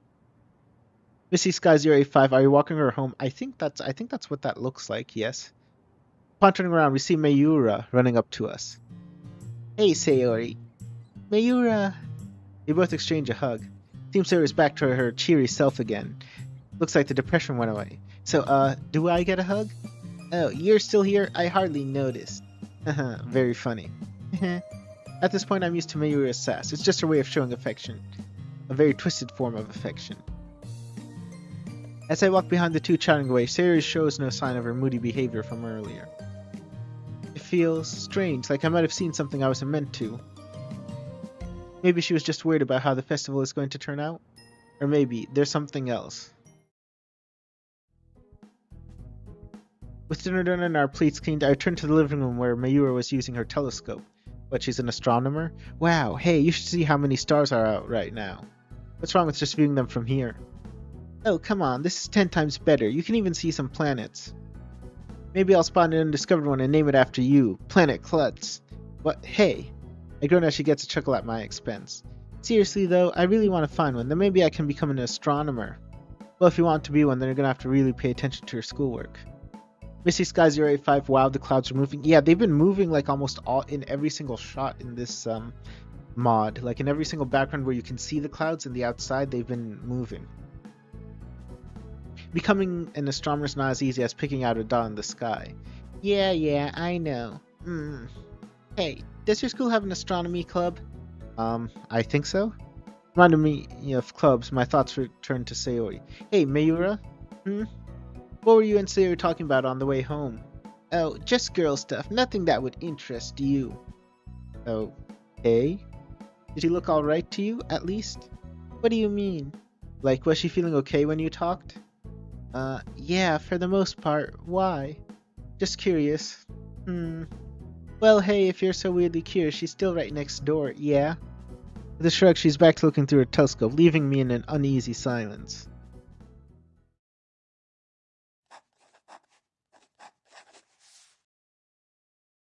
Alright, that ought to be good. I give my newly written poem one final read just to be sure. At the very least, it feels like an improvement from my last one. Hopefully it'll be decent enough for the festival, especially considering everyone else will be ready to give it their all. Missy Sky 085, what are you doing in Mayura's apartment? Mayura is our younger sister. We live together. I know you weren't there at the beginning of the stream. That's basically the explanation. Well, almost everyone, I guess. I can't imagine you or Natsuki are fully on board, given how upset they were earlier. I wonder how much things would have differed if were all involved with planning. Hey, wait. You talked about having food, but what about drinks? I don't know how special Natsuki's cupcakes are, but if there's one thing I know about cake, it's that it makes people thirsty, right? Maybe you could make tea like she did yesterday? Yeah, that'd be a great idea. I better text Monica and let her know. Ah, no, I forgot I don't have her number. I spent that whole year in class with her, and I never once thought about getting her number. Man, woo, go me. Oh wait, Sayori might have her number. I'll just ask her to forward the idea. That ought to be fine. It's not like Sayori will start getting ideas and then become ultra super depressed or anything. Hey, Sayori. Sorry it's been so long since I texted. I had something to pass on to Monica if you can. Wait, no, that sounds inconsiderate. Or maybe you could tell me if it's a good idea. It's for the festival. Figured we ought to have something to drink along with those cupcakes. Was thinking Yuri could make tea like yesterday. That sound good? She must be asleep. Can't say I blame her. It is pretty late as it is. It's 9:20. It's not that late, especially for a high school student. Oh, wow. So this thing is interactive. I did not expect that. Wait. This thing is interactive? And you put it on airplane mode? You can turn the Wi-Fi on, you can turn on the Bluetooth speaker. Is are you supposed to be able to do that? Guess I'd better call it a night myself. Maybe she'll see that message when she wakes up. I wonder what Monica will think about it. Man, I still can't believe I never did get her number. To be fair, though, it probably wasn't necessary back then. We saw each other in school, that's all we really needed. Besides, asking for her about that might have made me look like those other guys. Flashback. Animation. Yep, that memory's still clear as day. It was a bright morning. I arrived at my locker to change my shoes for the day. As I opened it, I noticed a white ribbon fluttering nearly out of view. Turning to my left, I could see Monica walking to her locker on the bottom row to change out of hers. The moment she opened her locker, several brightly colored envelopes fell out.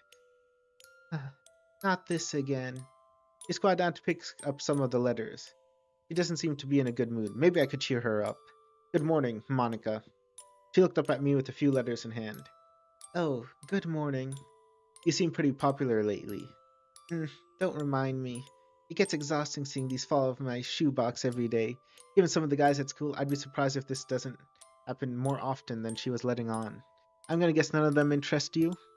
Naturally. So, do you end up going to those guys to reject them? No, I'm too busy to even see them in the first place. These just get taken home and burned. Darn. Based on that, seems like they've got no chance in hell. Huh? What do you... Suddenly, she started giggling. Must have gotten the joke. I see what you did there. Well, it's true, right? Yeah, you could say that. I burn them at home instead of trashing them here so the sender doesn't see them. I see. Have you tried just turning them down before? Oh, many times. No matter how much I do, it just strengthens their resolve. Sometimes I get more letters from some of the people I rejected. Wow. They're either terribly desperate or stupidly horny. Ah, well, a few of them did seem kind of sweet. I don't know. What do you think? Probably a mix of both. You know how most guys are in this place. Not at all, but most of them. I'm not like those other guys. You can trust me. From what I've seen in our class, I guess I can't argue there. We both shared a slight chuckle. I can't help but feel weirded out by some of them, too. After they sent more letters one time, I just crumpled them up and threw them in the trash. The next day, I found them crumpled in my locker again. Talk about disturbing. I know. Anyway, what about you? What do you mean?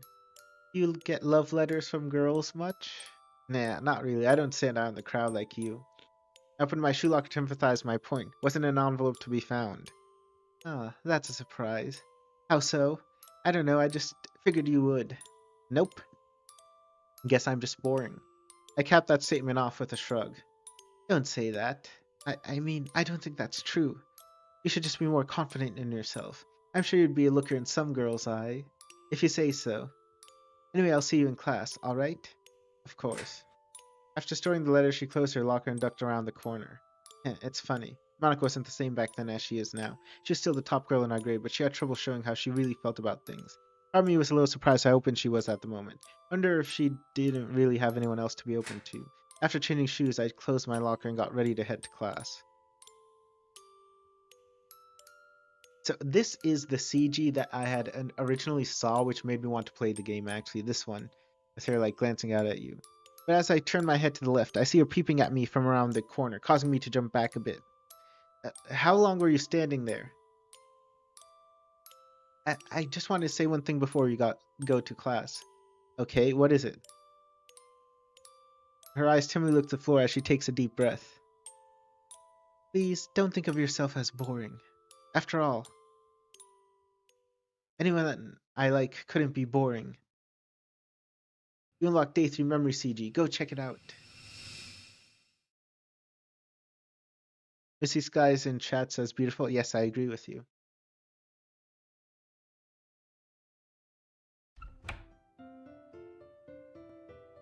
I opened the door to find only Monica and Sayori by the teacher's desk staring at a laptop screen. Kind of surprised to see Sayori here already. I thought her classroom was pretty far from here. Yo! Ah, just in time. Come over here for a second. Curious, I walk up to the two of them. Have a look at this. Looking at Monica's laptop, I see that she's working on a document of some sort. Are these pamphlets for the festival? They sure are. My drawing's even on it, see? Sayori's pointing at the screen where the picture for the pamphlet is. So these will be handed to the students who walk into the room, right? They'll have details about the club, the poems we perform, and a sign-up page for people if they wish to join. Okay, seems solid. If you have your poem ready for today's recital, I can type it up for the pamphlet ahead of time. Mine and Sayori's are already on it. Sure, might as well, I guess. I fish my new poem out of the bag and hand it over to Monica. She looks it over for quite a while. She hasn't started to type it yet, she's just staring at my work. What is it? This is a lot better than your last poem. You've improved a lot faster than I was expecting. Wait, for real? Definitely. I'm a bit surprised that she likes it so much. The poem didn't really stand out to me when I was writing it. Can I see it? Monica hands her my poem as she finishes typing it up. Sayori reads it. I notice her features start to sag. She's smiling, but looks sad at the same time. It really is your best one so far. It's very nice. Her tone and delivery don't carry the response she just gave me. She sounds way more down than usual. Monica seems to notice as well, but she doesn't say anything. Sayori hands the poem back to me. Thanks. You've been pretty quiet, Sayori. Is something up? Oh, I just didn't want to interrupt the conversation, that's all. Her face lights up again as she shows me her pearly whites. Why didn't that feel genuine? I look at my phone to check this time. Natsuki and Yuri are late, aren't they? They are. Yeah, usually they get here a little after I do, I think. We all look towards the classroom door, expecting it to open. Nothing. That is until I spot a shadow by the door. What? What is it? The shadow is accompanied by another before they both quickly move away. Wait a second. Are those two ditching the club? I silently approach the door, open it in a flash, and look out to the hallway. Looks like my suspicions were correct. Found them. What? There you are. Oh, this is really nice, like, if you see them just, like, hanging out of frame. Alright, guys, we found them. Just grab your baseball bats and let's just beat them up for trying to play hooky. What are you two doing out here? Neither Natsuki nor Yuri speak up, instead trying to look oblivious. I can kind of guess why. My guess is that they're loitering around the clubroom trying to gather the courage to do the recital. But as you can see, this is proving to be a difficult challenge for. You don't have to make us look that bad, jerk. Yeah, it's us. Here we are. Happy now? Sure, though you are a bit late.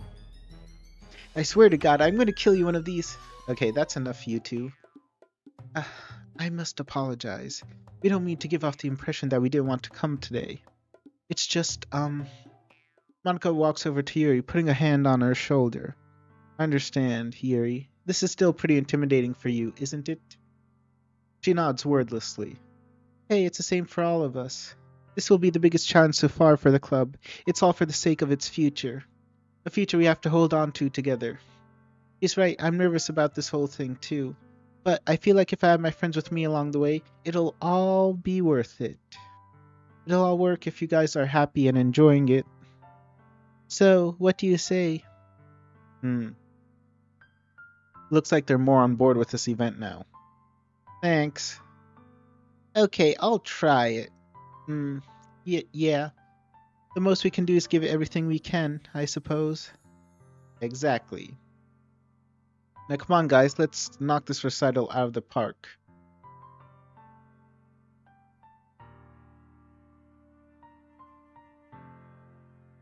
Everyone nods in agreement. It's always good seeing everyone work these things out. We finally enter the club room and begin the recital with Monica starting us off. After Natsuki had finished her recital and gotten some feedback from Monica, the day had flown by in a flash. I can understand where Natsuki and Yuri were coming from with being nervous and all. Even without a giant crowd listening, I couldn't get through my poem without feeling a little overwhelmed. Okay, everyone. That about wraps it up for today. I hope you guys have a good idea of what the recital will be like on the day of the festival. Try to build up some more confidence for when the day arrives. I'm nervous, but I'm ready for it. I might not have as much enthusiasm, but I'll still try my best. Yeah, I'm alright. I'll do just fine. Yeah, I'd say I'm ready. Well, ready as I'll ever be. That's what I like to hear. Make sure to practice reciting your poem as much as possible before the festival, everyone. Practice makes perfect, as they say. As we all start packing away our stuff, I look out the window. The sun is much lower over the horizon than before. We've been here longer than I expected. Shouldn't keep Sayori waiting. She's always eager to go home with me. I grab my bag and sling it over my shoulder. Alright, Sayori, I'm ready? Huh? Sayori isn't here. Where did she go? Everyone else is still in the room. Did she leave already? I quickly walk out the door into the hallway to catch up with her. Luckily, she doesn't get too far before I spot her down the hallway. Hey, Sayori, wait up. She didn't slow down, so I speed up to her. Hey, what's up? You just left me back there. Oh, sorry, I thought you were staying back, so I went ahead. Without checking in? I thought you wanted to uphold our tradition. What tradition? You don't remember? You made a tradition for us to walk to and from school together. It was something you wanted. You brought it up a couple of days ago. Oh, right. He doesn't say anything else as we walk together. The silence. Why does it feel so wrong? I don't want to assume anything, but it's really not like her to be this quiet. It's almost scary, and me being scared by my closest friend can't mean anything good. Suddenly, she walks ahead and turns to me with a look I've never seen on her. Hey, I just wanted to know something. What is it? Well, Who'd you rather walk home with, Monica or me? What kind of a question is that? Does she still think Monica and I are close? Sayori, what are you talking about? I'm just curious, that's all. You're putting me in a pretty awkward spot here, Sayori. You must have a reason for asking me something like this. Curiosity or maybe jealousy? Nah, that sounds a little out there for someone like Sayori. Still, something's definitely off here. Okay. I'll admit, the idea of walking home with Monica sounds pretty nice. It'd be a huge missed opportunity if she asked me and I turned her down. I thought it might. She's beautiful and a good leader. That has nothing to do with what I just said. I wouldn't just ditch you to walk home with Monica. Besides, the chances of her and I walking home together are already slim. What makes you say that? She probably lives in the other direction from us, on a different street. The furthest we could walk would be up to the intersection from the main road up to the school. Even then, I wouldn't count that as walking home with her. Besides, remember that tradition I was talking about? It would seem sad to just let it go after we decide to bring it back again. Yeah, you're right. Hey, can you promise me something? Sure, anything, Sayori. As much as I don't want us to stop this tradition, if someone from the club asks if they can walk home with you, can you do that for them? Don't worry about me. I'll be okay. I'll just be extremely depressed and I'll just be hanging around, you know? Sayori, you can still walk home with me even if someone else is with me. You're irreplaceable. And you know what they say, the more, the merrier, right? Yeah. She turns back around and keeps walking. I'm left with more questions than answers as I stay beside her. From the sound of it, she wants me to focus on the other club members more than her. But at the same time, she still wants time with me. It's like she's in some kind of mental conflict. Maybe she'll sort it out by tomorrow. Siri gets obsessed with specific topics before dropping them in about a week, so it'll probably end up like that. I hope so, anyway. You unlocked Funky Feelings. I hear the weather report on TV as I wash the dishes. It looks like we're getting a high chance of rain tomorrow and all next week. Once again, this little thing they do where they just pop in at the corner is very nice. Is that so? I'm gonna need to remember to take an umbrella to school tomorrow. Wait, all next week? That means it could rain on the day of the festival, too. I hope that doesn't happen, even if we'll all be inside. Hey Mayura, are you thinking about going to my school's festival? Probably most of the other kids at my school are going. You know, to get interested in the idea of enrolling there later and all that. Huh, you don't say. Cool. Kind of reminds me of the club's mission to find new members. Anyway, now that the dishes are done, I should get some practice in. I'll just be in my room practicing my poem, okay?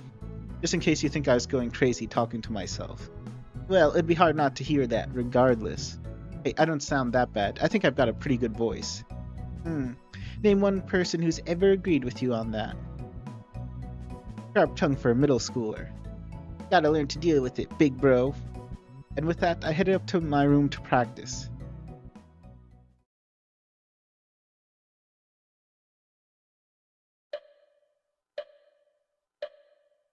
Animation again.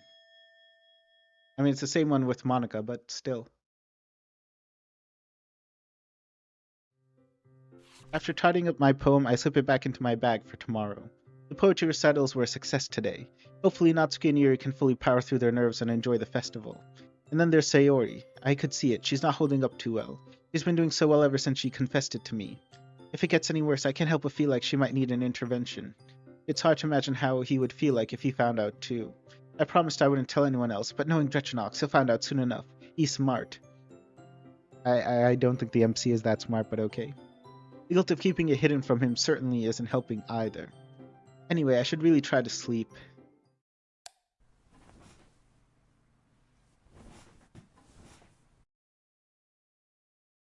And for some reason, he springs to mind yet again.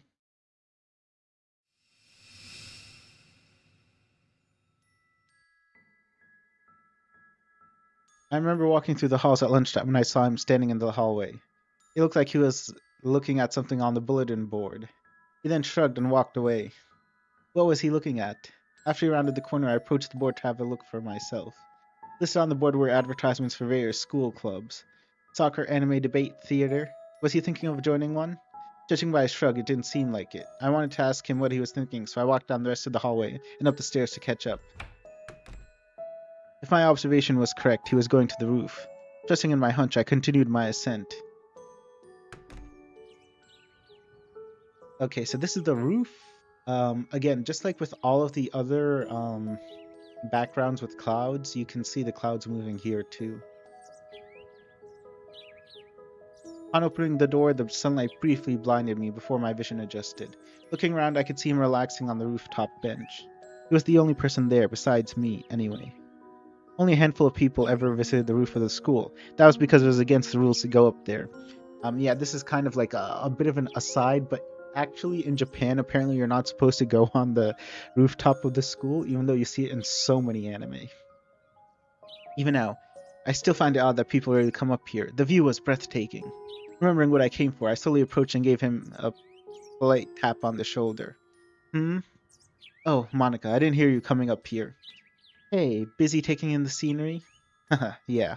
Anyway, what brings you up here? Something I can help you with? I saw you looking at the bulletin board for clubs. Oh, you saw me? Yeah, I just happened to be walking through the same hallway when I saw you. I was just wondering, were you considering joining any of them? He looked to the sky. I was thinking about it, but honestly, none of them got my attention. Oh, why is that? Well, I'm sure you know I'm not exactly a social person. I tend to just be alone most of the time. I'm a real Sigma male. You mean you don't have any friends? What? No, of course I have friends. Well, a friend of sorts. Well, that's good. Yeah, she's my childhood friend. Oh, she's a girl too? It's not like that between us. I sat down next to him. Were you thinking of joining a club? Well, I think one club caught my eye. Then you should go for it. You think so? You've got nothing to lose, right? Plus, it'd make your school life more fun and interesting. You made a good point. With all the creeps and noisy classrooms I dealt with on the daily, it certainly felt like it'd be a good change of pace. Perhaps I will. I might take another look later.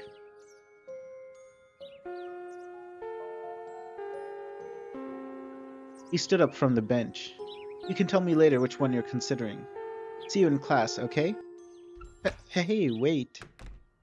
We had already bolted down the stairs from the roof door. I don't know if you can hear it. One of my Steam notifications just popped up. I should have probably disabled it. It makes a noise I couldn't hear. I'm sorry if it appeared on the stream. No doubt he didn't want to be late. Neither did I, so I quickly got up and hurried out. I didn't even get to ask him if he wanted to join the same club as me that day.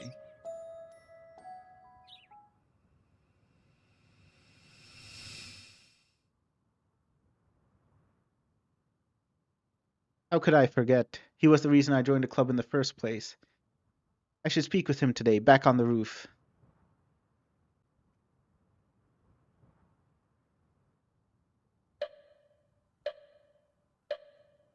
And now we switch over to the main character again.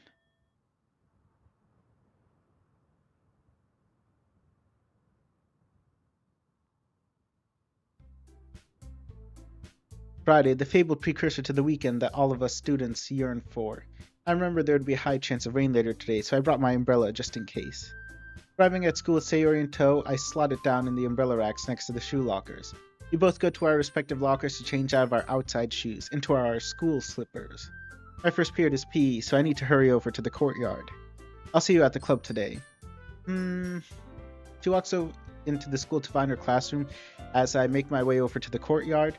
Sayori hasn't been very responsive today. We barely spoke to each other on the way here.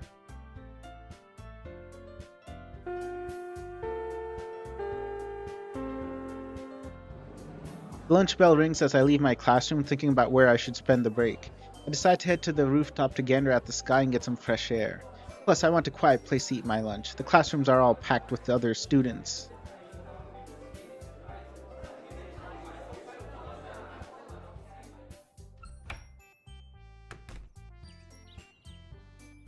Letting the door shut behind me, I walk up to the bench with the best view. I sit my lunch beside me and sprawl my arms over the bench, letting the cool breeze brush over me while I gaze at the clouds. Not the one dark cloud slowly approaching, no doubt the oncoming storm. And good thing I brought the umbrella with me. I'll definitely need it later. Huh? Well, this is certainly unlocking memories. It's Monica. She sees me and smiles as she approaches, bento box in hand. Hey. Yo, Monica. I thought I might find you up here. I can't help but chuckle at that as I go back to cloud gazing. You must know me so well, huh? Reminds me of the time you came up to me here asking about clubs. Strange, I thought she would respond by now. Looking back around, I notice Monica's just staring at me. Monica? Everything okay? So, you do remember. Remember? If it's about what I said earlier, yeah, I remember. Why? What's so special about it? Monica sits down next to me on the bench. It's just, I had a dream about that day. Well, I guess it felt more like a memory. Wait, what? You dreamed or remembered that in your sleep? She looks at me and simply nods. I look towards a black cloud in the distance as thunder rumbles from the horizon. You too, huh? What do you mean, me too? Did you have a similar dream last night? I've been having dreams or memories of last year, yeah. All about the time when we were both in the same class. They were good memories. I know, it's crazy how much time we spent together, huh? I think you were the only person I really talked to at school, other than Sayori. Yeah, you haven't really changed all that much since then, have you? Still the same funny, caring guy I remember. I blush a bit at her compliments. I remember you were pretty different, though. Yeah, more emotional, right? But still very endearing. Thanks. What do you think these memories mean for us? I'm not sure. Could have 1,000 different meanings, really. But clearly they're important enough that we remember them so fondly. What else was different? Oh, I remember when you weren't very confident about yourself, despite what you are now. What do you mean? Well, you're among the highest-ranking students in the school. Really? This MC? The highest-ranking boy, for that matter. Oh yeah, I forgot about that. Unsurprisingly, it's no secret to her. She's the highest-ranking female student in this school. She's never gotten anything under a 90 on any test, as far as I know. Then again, neither have I. So it's no surprise that she also knows how academically gifted I am. We're tied for the highest scores in the school so far, and to this day we have never one each other. How could you forget something like that? It's not that I forgot, I just don't feel it's necessary to bring it up. It's nothing special. I just perform well and pay attention, that's all there is to it. Nothing special? Don't you know how many other boys wish they could be as gifted as you? If you're talking about students of our grade, then yeah. But I'm not them. That doesn't mean you shouldn't undermine your own abilities. I suppose so, I guess it just kinda comes easy for me. I see. The two of us sit in silence for a while. She really cares about academics, huh? I guess there's one thing that makes us different. I wonder. Do you think people would pair us together? What, like the smartest guy and girl dating or something? Yeah, something like that. I just shrugged my shoulders. It's not a question you need to give that much thought to anyway. Well, since the top boy and girl are in the same club now, that would probably get them talking about it more. Oh, yeah. I don't know why I never thought of that. As she ponders her new revelation, I start eating the contents of my bento as the distant rumbling grows closer. Me and Monica dating, huh? Wonder how many green eyes we'd draw as a couple. Besides her own, that is. But really, a lot of guys would be glaring daggers at me if they saw us together. Plenty of boys have tried to ask her out, and all have failed. Some were so persistent with her that I had to intervene for her safety. I thought she wasn't even interested in dating, but I'm just surprised that Monica's starting to have dreamlike memory flashbacks, just like me. Wonder what else she might be remembering.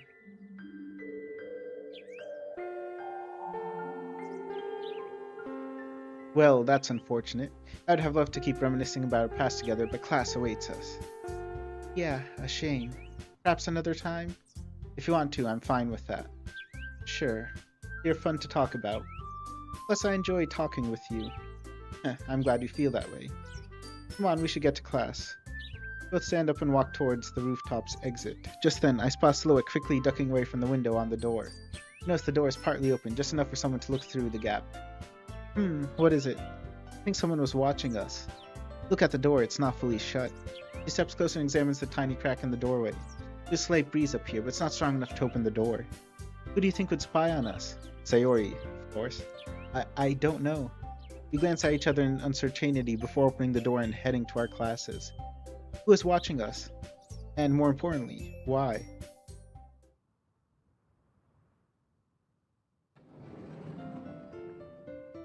Aw, man.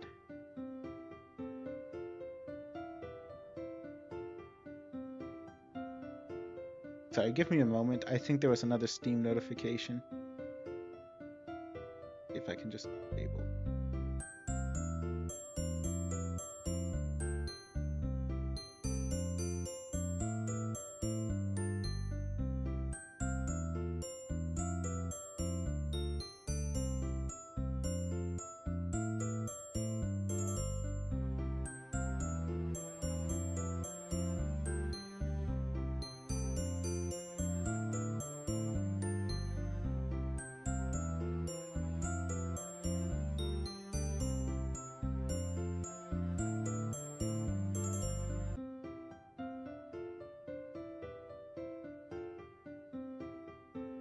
Okay, I think I fixed the Steam notifications. Sorry about that. I'm the last one here? Well, you and I arrived at the same time, so I guess that makes us both the last. Did the teacher give you something to do after class? Yeah, they do that sometimes. You must have a lot of determination, running this club on top of all your other tasks. I can't even begin to imagine how you manage to structure your time. It's what they expect the class star to do, after all. Though, even with all I have to do, seeing you all enjoying yourselves here makes it all worth it. And speaking of enjoyment, the festival is sure to be a blast with all of you pitching in. Man, I can't wait for the festival. It's gonna be killer. Huh? Haven't you been complaining about the festival for a while, Natsuki? Not to say I don't appreciate the change of mind, but it's surprising. I was complaining about our part of the festival. Ignoring that, it's a free day of school where we get to play around and eat all kinds of food. Normally I expect something like that to be coming out of Sayori. Speaking of, where is she? Ah, there you are. Spot Sayori sitting in the corner of the room, looking down. Looking very depressed, almost like she's about to do something over the weekend, though hopefully that doesn't happen during this mod. Otherwise I'm gonna have to demonetize this stream. She's acting just like she was yesterday. I walk over to her. Hey, Sayori? Sayori? I wave my hand in front of her face. Eh? Either you are spacing out again or something's up. Oh. Sorry. Don't mind me. You can go talk to Monica and the others. Huh. Sayori, are you sure everything's alright? Of course. Why wouldn't it be? You tell me. You're clearly feeling off today. What's wrong? Geez, stop worrying so much. I'm fine, see? Sayori shows me the biggest smile she can muster. I'd buy if it weren't for the fact that the sides of her mouth are twitching as she tries to maintain her composure. Don't let me distract you from having fun with everyone. I'm just going to be sad in the corner, alright, where you can ignore me easily. She's definitely faking being okay, but I won't press her further. It might cause a scene. Well, alright then. Sorry for worrying about you. I turn away from Sayori and walk back to the others, but not before giving her a concerned glance. Once I return to where I was, I find that everyone's already left to their usual spots. Maybe Monica knows what's up? The two of them could have been preparing for the festival the most, out of everyone here, so they must spend a lot of time together. I head over to Monica, who's shuffling through some papers at the teacher's desk. Hey, what's up? Hey, I need to ask you something. Sure thing, what can I help you with? It's about Sayori. She's looking a little down today. Down? What do you mean? See for yourself. I stand aside so Monica can see Sayori. She's just sitting there, dragging a rubber eraser up and down her desk. Maybe there's something on her mind? Not maybe, there is. Well, I'm surprised I'm not the one asking you about her. You certainly know her a lot better than I do. True, but she's never really like this. She's always talked to me about stuff that bothered her in the past, but just now when I asked her, she was very dismissive. I've noticed that this has been going on for a while now, since Wednesday at least. Sorry, I just thought you might have noticed something with her, that's all. No, it's okay. I'm her friend as well. I should have picked up on this by now. As club president, it's my responsibility to look after the well-being of my club members. She stands up and rests a hand on my shoulder. I'll go talk to her. Are you sure you'll have any luck with her? She's probably going to hide her feelings from you, too. I don't think so. I think what's on her mind is you. Me? What makes you so sure? Well, I have a feeling it's something she would have a hard time bringing up with you. So I may have better luck finding out. Sayori talks about you more than anything else, you know, and despite that, somehow Natsuki didn't know who you were in the beginning. Eh? She's been so much happier since you joined the club. It's like the sun's rays penetrating through the clouds. What? No way. Sayori is always like that, isn't she? It's not any different now than it has always been, right? Monica leans in close and whispers in my ear. Perhaps. Maybe you're seeing a side of her that you've never seen before. Just hang tight. I'll talk to her to see what's happening. Okay, I'll leave her to you then. I trust you, Monica. I'm sure you'll find out what it is. She smiles meaningfully before releasing my shoulder. I see her walk to Sayori, then kneel next to her before talking. I decide to keep my distance, assuming Monica's hunch about me is true. I sit at an empty desk and rest my head on my hands. Sayori keeps telling me not to worry. Hell, she almost looked mad about it earlier. But she ought to know that it's impossible for me when she's feeling like this. I'd feel awful leaving her out and talking with the others instead. She's very special to me, so it really weighs me down that she wants to push me away, especially after all the time we spent apart. I really hope Monica can figure out what's up. While rereading my poem for the festival, I feel a tap on my shoulder. Oh, you're back. How did it go? She certainly wasn't feeling herself, that's for sure, so I sent her home early for today. I peer around Monica curiously. Looks like she followed through. Sayori is nowhere to be found.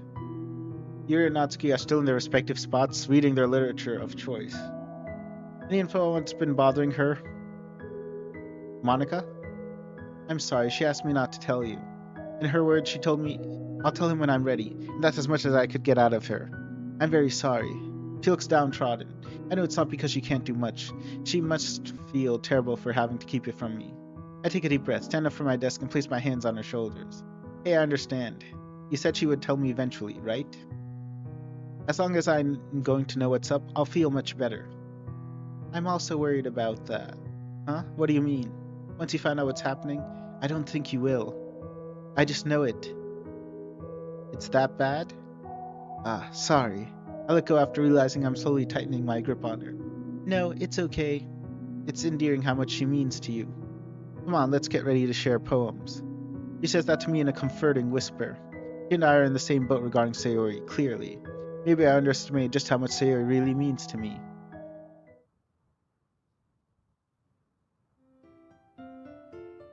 Okay, you three. It's time for us to start figuring out. Huh?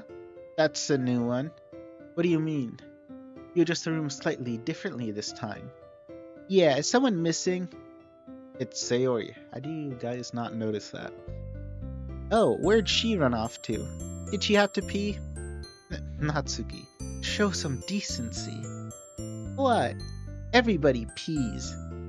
She wasn't feeling well, so I sent her home early today. Oh. Oh. I do hope she'll be alright. You didn't know what was up with her? Who, me? Duh, who else, Mr. Childhood Romance? What? No. First of all, stop misunderstanding my friendship with Sayori. We're just friends. And second, she's been avoiding me today. She really needs to learn to look up from her manga at some point and pay attention to what's happening around her. Anyway, as I was about to say earlier, we need to figure out the rest of the festival preparations, so let's discuss what everyone will be doing this weekend. I listen attentively. I've already assigned everyone a task. Natsuki, you will be making cupcakes for the event. Aw, hell yeah, I knew you'd need my talented baking skills. We'll need quite a lot of them, and in different flavors, too. Think you would be up for that? No sweat, Monica. Just say the number and I'll have a baker's dozen extra. Awesome. Yuri, I've assigned you to be in charge of making banners and decorations. I figured it would suit your creative side. Thank you, Monica. I've never really tried making anything like that before, but I'll still try to deliver something to bring out the splendor of this place. Wow, she's fired up all of a sudden. Quite the rare sight from Yuri. I'm sure you'll do a wonderful job, Yuri. I'll be printing and assembling all the poetry pamphlets, and Sayori will be helping me design them. So that would just leave, yes, you. The useless one. Hey, on the contrary, you've seen firsthand how helpful he has been over the past few days. I do have a question for you, though. Yeah? Does Sayori have a printer at her house? A printer? What for? We'll be doing our task at Sayori's place on Sunday, so we need to print out all the pamphlets and posters there. I'm asking you since you've probably been to her house before, right? Fair enough. I don't think she does, though. Oh. I do have a portable printer at my place. The two of you girls could, come hang over at my place, do a little Netflix and chill. I can bring it to Sayori's on Sunday if you'd like. That would be perfect. So, if I'm already coming to her place, are we all just going to work there?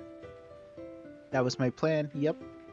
I figured that all of us working together would be much more beneficial. Team bonding is important when it comes to the literature club, after all. Plus, it'd help Natsuki and Yuri to become better acquainted with you. Yeah, I ain't missing much, thanks. I don't think I am, either. I take it you don't have any problems either, Yuri? No, I don't think so. Okay then. You two will get whatever you need tomorrow, and we'll all convene at Sayori's house on Sunday. Any questions? I raised my hand almost immediately. I have about 4 questions. Well, go on. First, shouldn't we have ways of contacting each other? Oh, that's a good point. To solve that little issue, why don't we all exchange numbers now? Everyone takes out their phones, including me.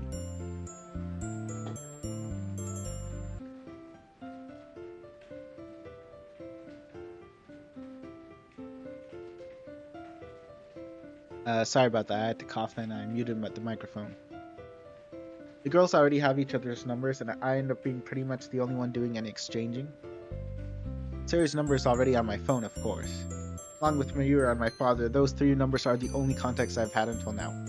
Okay, 2 questions. Where is his mother? And second, where has his father been all this time? Monica also adds me to the club's group chat, just in case we need to communicate as a group outside of school. Okay, secondly, is Sayori aware of what's happening over the weekend? I told her what would happen before I sent her home, so don't worry about that. Cool. Third, I'm not sure if you girls know, but I have a little sister at home. Do you think she could help us out?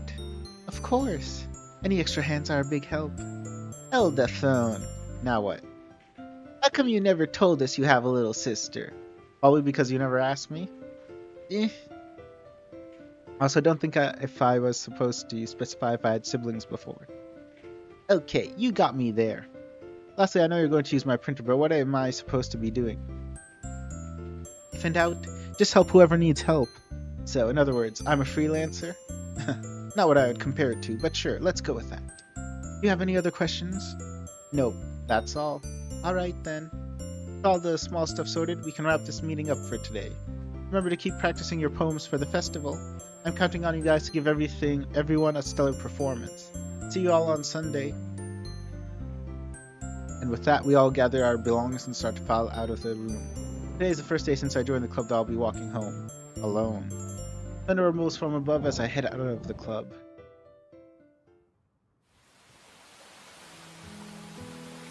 Man, this rain is coming down hard.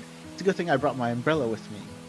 I can see why Sayori liked walking to and from school together. Walking on her own just feels odd in a sad way. Like there's just a piece of you that's missing and it's thrown everything off. I wonder if Mayura feels the same whenever we walk home separately. Soon I stop and look to my left to see Sayori's house.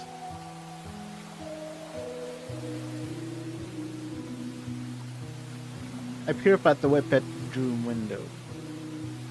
There's definitely something up with her. Monica said that she would tell me when she's ready. Maybe tomorrow would be a good time to ask her. If I can find out what's going on and help her feel better before Sunday, things will go so much smoother for the club. Hopefully it'll be the same for us.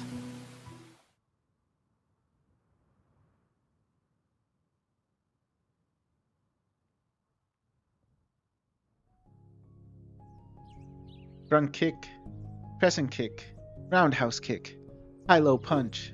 Ha! Loud kia, I finished my techniques. Phew, that was a good workout. Every so often on weekends, I do a 1-hour karate session. I was taught karate at a young age by my late mother. She was a world champion herself with many trophies and titles to her name. Unfortunately for me, while she was my mother and did love me so, she put me through the iron ringer of hell to get me to where I am today. Her lessons were harsh, physically straining, stressful, and emotional. Though it's thanks to her that she strengthened my resolve never to give up no matter how challenging any situation was.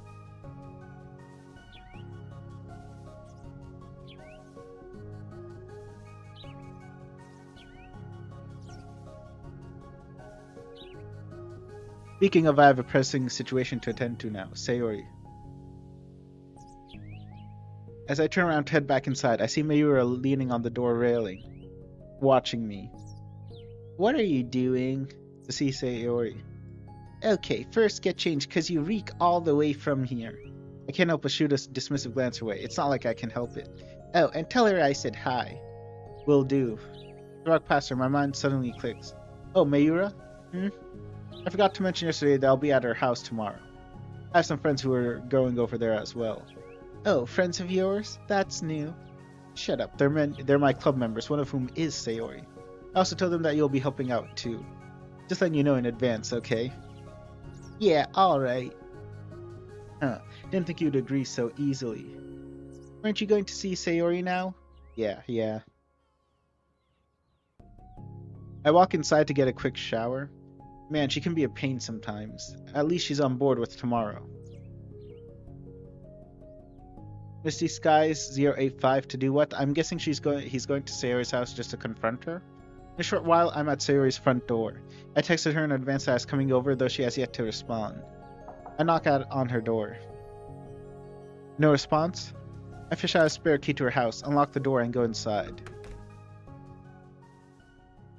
You unlocked Healing Mist, protagonist's theme. And this is, I guess, part of her house. The house is dead quiet.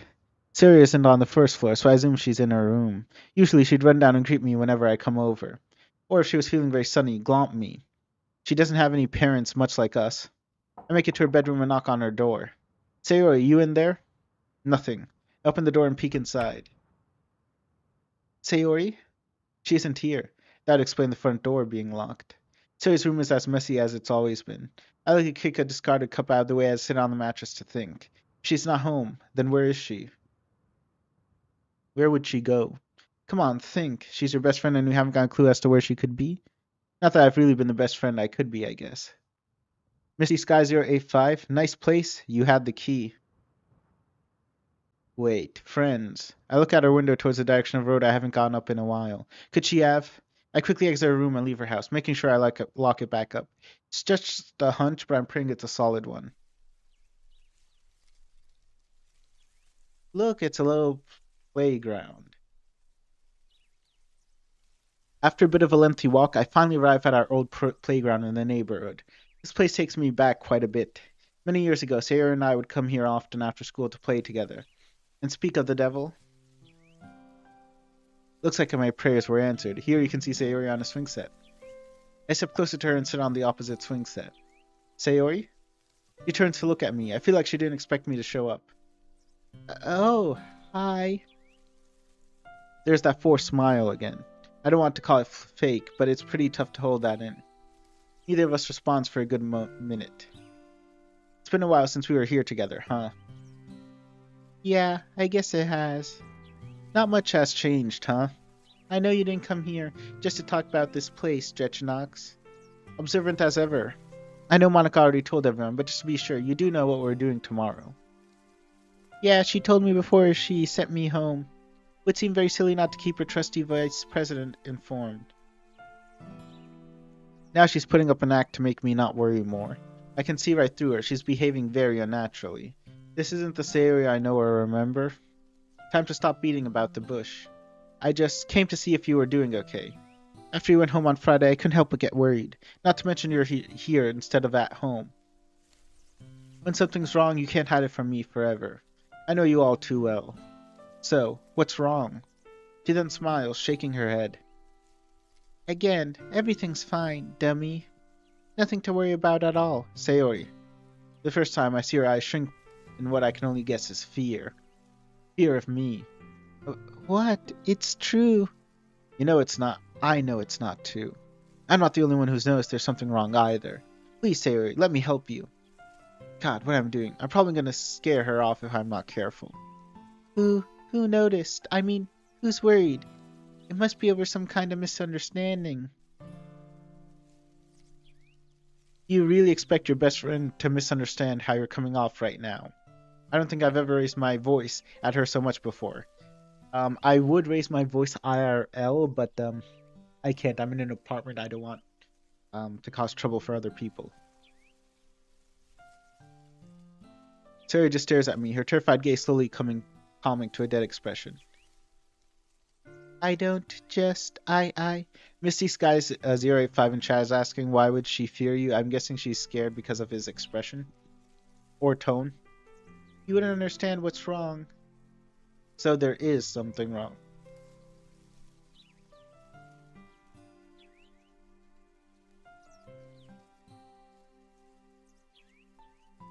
Sayori, listen, I get it if it's something complicated, but you shouldn't let that stop you from trying to confide in me or anyone else.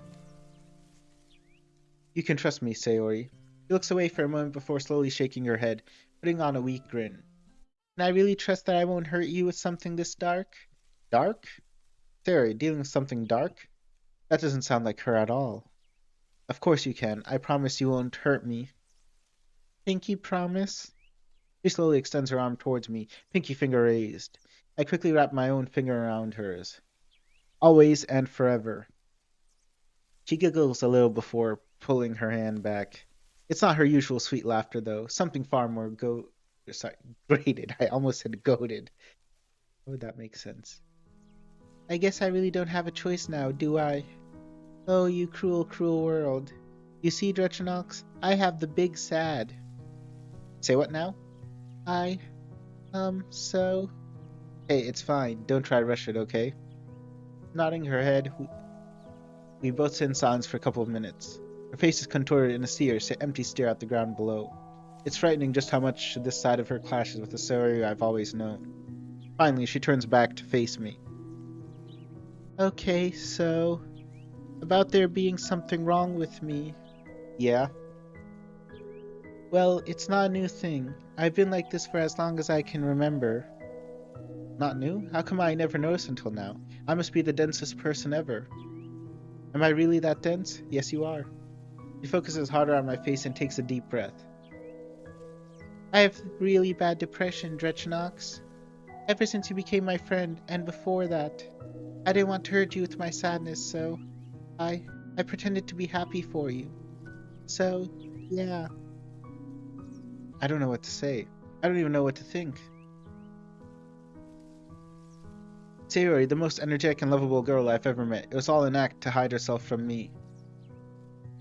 Of all the things that could be weighing heavily on her shoulders, was our friendship all this time nothing more than a coping mechanism? Why? Why, Sayori? Eh? I don't understand. Are you sure this is how you're really feeling? Well, yeah. Surely there has to be more to it, right? Is there something wrong that's making you feel this so depressed? Sorry, I didn't read all that. Is something wrong that's making you feel so depressed? Is it something I did, or is someone bullying you, or... No, Drechenaux, it's not your fault. It's all mine. I never should have let you see me like this. If I had just seen it in a better eye... Sorry, what are you talking about? You're one of the most caring people I know. You don't deserve this. I do, though. It's my fault for thinking everything would just magically get better. Now I'm a problem for everyone in the club. I'm ruining everything by being here. Missy Sky 085 in chat, she has a crush on you. Yeah, I think that's pretty obvious. What?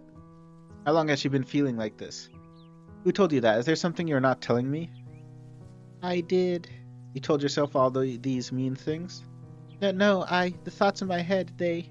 Are you sure there's nobody hurting you? No. It's just me, my cloudy thoughts, but they're right. All I do is make people around me suffer. I'm hurting you right now, aren't I? I don't know how to respond. It does hurt to see Sayori like this, but I can't say that, not when she's in pain. Your cloudy thoughts? It's okay, I'll just, It's almost torturous to look at her like this. I'll just keep being cheery. I have to, just forget about today, okay? Don't you go worrying about me more. You know I can't do that. You're my friend, Sayori. I'm always here for you. We ought to get you some help. Maybe we could see a therapist, or I can spend more time with you. No. As I stretch out my hand to comfort her, Sayori suddenly pulls away. Oh, why did I tell you anything? It's all ruined. She quickly hops off the swing set and starts running ahead, clutching her chest. Sayori, wait. I get from the swing set and begin my pursuit. Sayori, please, just talk to me. I'm only trying to help. Yeah. Ugh. I tripped on a rock and fell to the ground hard beneath me. More Briggs in chat. I love this mod. I'm also loving this mod. This is a very well-made mod. Darn it. I think I just grazed my elbows. Eep. Drechenaux. Surprisingly, I see Sayori running back towards me in a panic. Are you okay? I get back on my feet.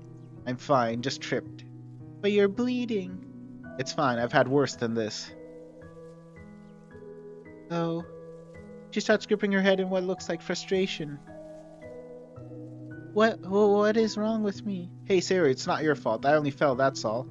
That's not what I meant. I shouldn't have told you any of this. You weren't supposed to know anything. But now that you have told me, maybe I can help. I don't want you to help. I can't just inflict myself on you more than I already have. Oh, why can't things just always be the way they were? Why do I still do this to myself? Not wishing for her to dig herself into an even deeper hole, I walk over and embrace Sayori. What are you? Hopefully doing the right thing. You always come running over to help when I get hurt, so I'm going to do the same for you. Sayori looks at me, seemingly a bit confused. But I'm not the one who fell, dummy. You're hurt inside, Sayori. Just because it's not visible doesn't mean nothing's wrong. She isn't hugging me back. I don't want there to be something wrong. You're not supposed to see this at all. I just want to go back, pretend like this never happened. Sayori, that's enough. We can't just go back. I can't pretend that you're not in pain from all of this. We can work through this if you agree to sit down and talk about it. Please? Just take a deep breath, okay? I promise I won't hate you. Sayori lets out a shaky sigh and relaxes a little bit into my hug. Well, if you promise, then I can try. It's the least I can do, Sayori. I bring her back over to the swings as we both sit down at them. Now let's start from the beginning. Oh, are you sure you want to start there? It's kind of a lot. I'm not really sure when it even started anyway. Oh, if it's too much to handle, you don't have to go into all the details right now. I don't know. I really don't want to talk about this. But Sayori, how am I supposed to help if I don't know what's going on?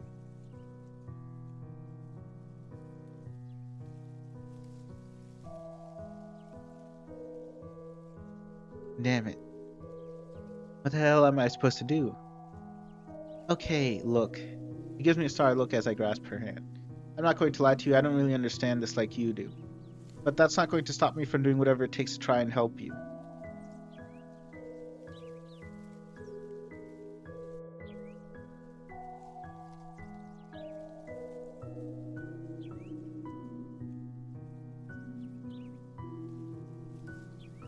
No matter what your mind tells you, I'll always make sure to tell you what's true and what's not about who you are.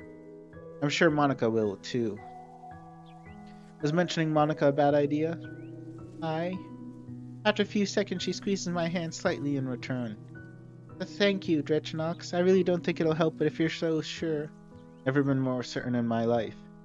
We of us sit together in silence, still holding hands. Man, this is not what I thought today was going to be like. I never would have imagined something so devastating would claim Sayori of all people. Regardless, it's not going to change how I see her. She's my oldest and closest friend, and I'm not going to let these clouds of hers change that. She wouldn't want that, anyway. Guess I should say something to lighten the mood. Well, the festival preparations are tomorrow. Excited for those? A little. I think it'll be great with all of us working together and such. Yeah, everyone working together. Hey, how about you and I spend the festival together? Huh? He spins to look at me, seemingly bewildered. You know, after we're done performing, maybe you and I can go see some of the other booths. I'm sure you'd love to get some snacks anyway. Hi. Yeah, that sounds great. You think? Of course. That just sounds like she's putting the mask back on. I can't tell if this is really her talking anymore. So much for having things change, I guess. Well, I'm glad to hear it. Why don't we head back to your place to prep it for tomorrow? If you want, Mayura and I can come over later and hang out like old times. Sayori ponders before looking back at me. We can play some games together. Okay. Just for a little while? Of course. I whip out my phone and send a text to Mayura. Come on, let's go home. She gets off the swing as I lead the way back to the neighborhood.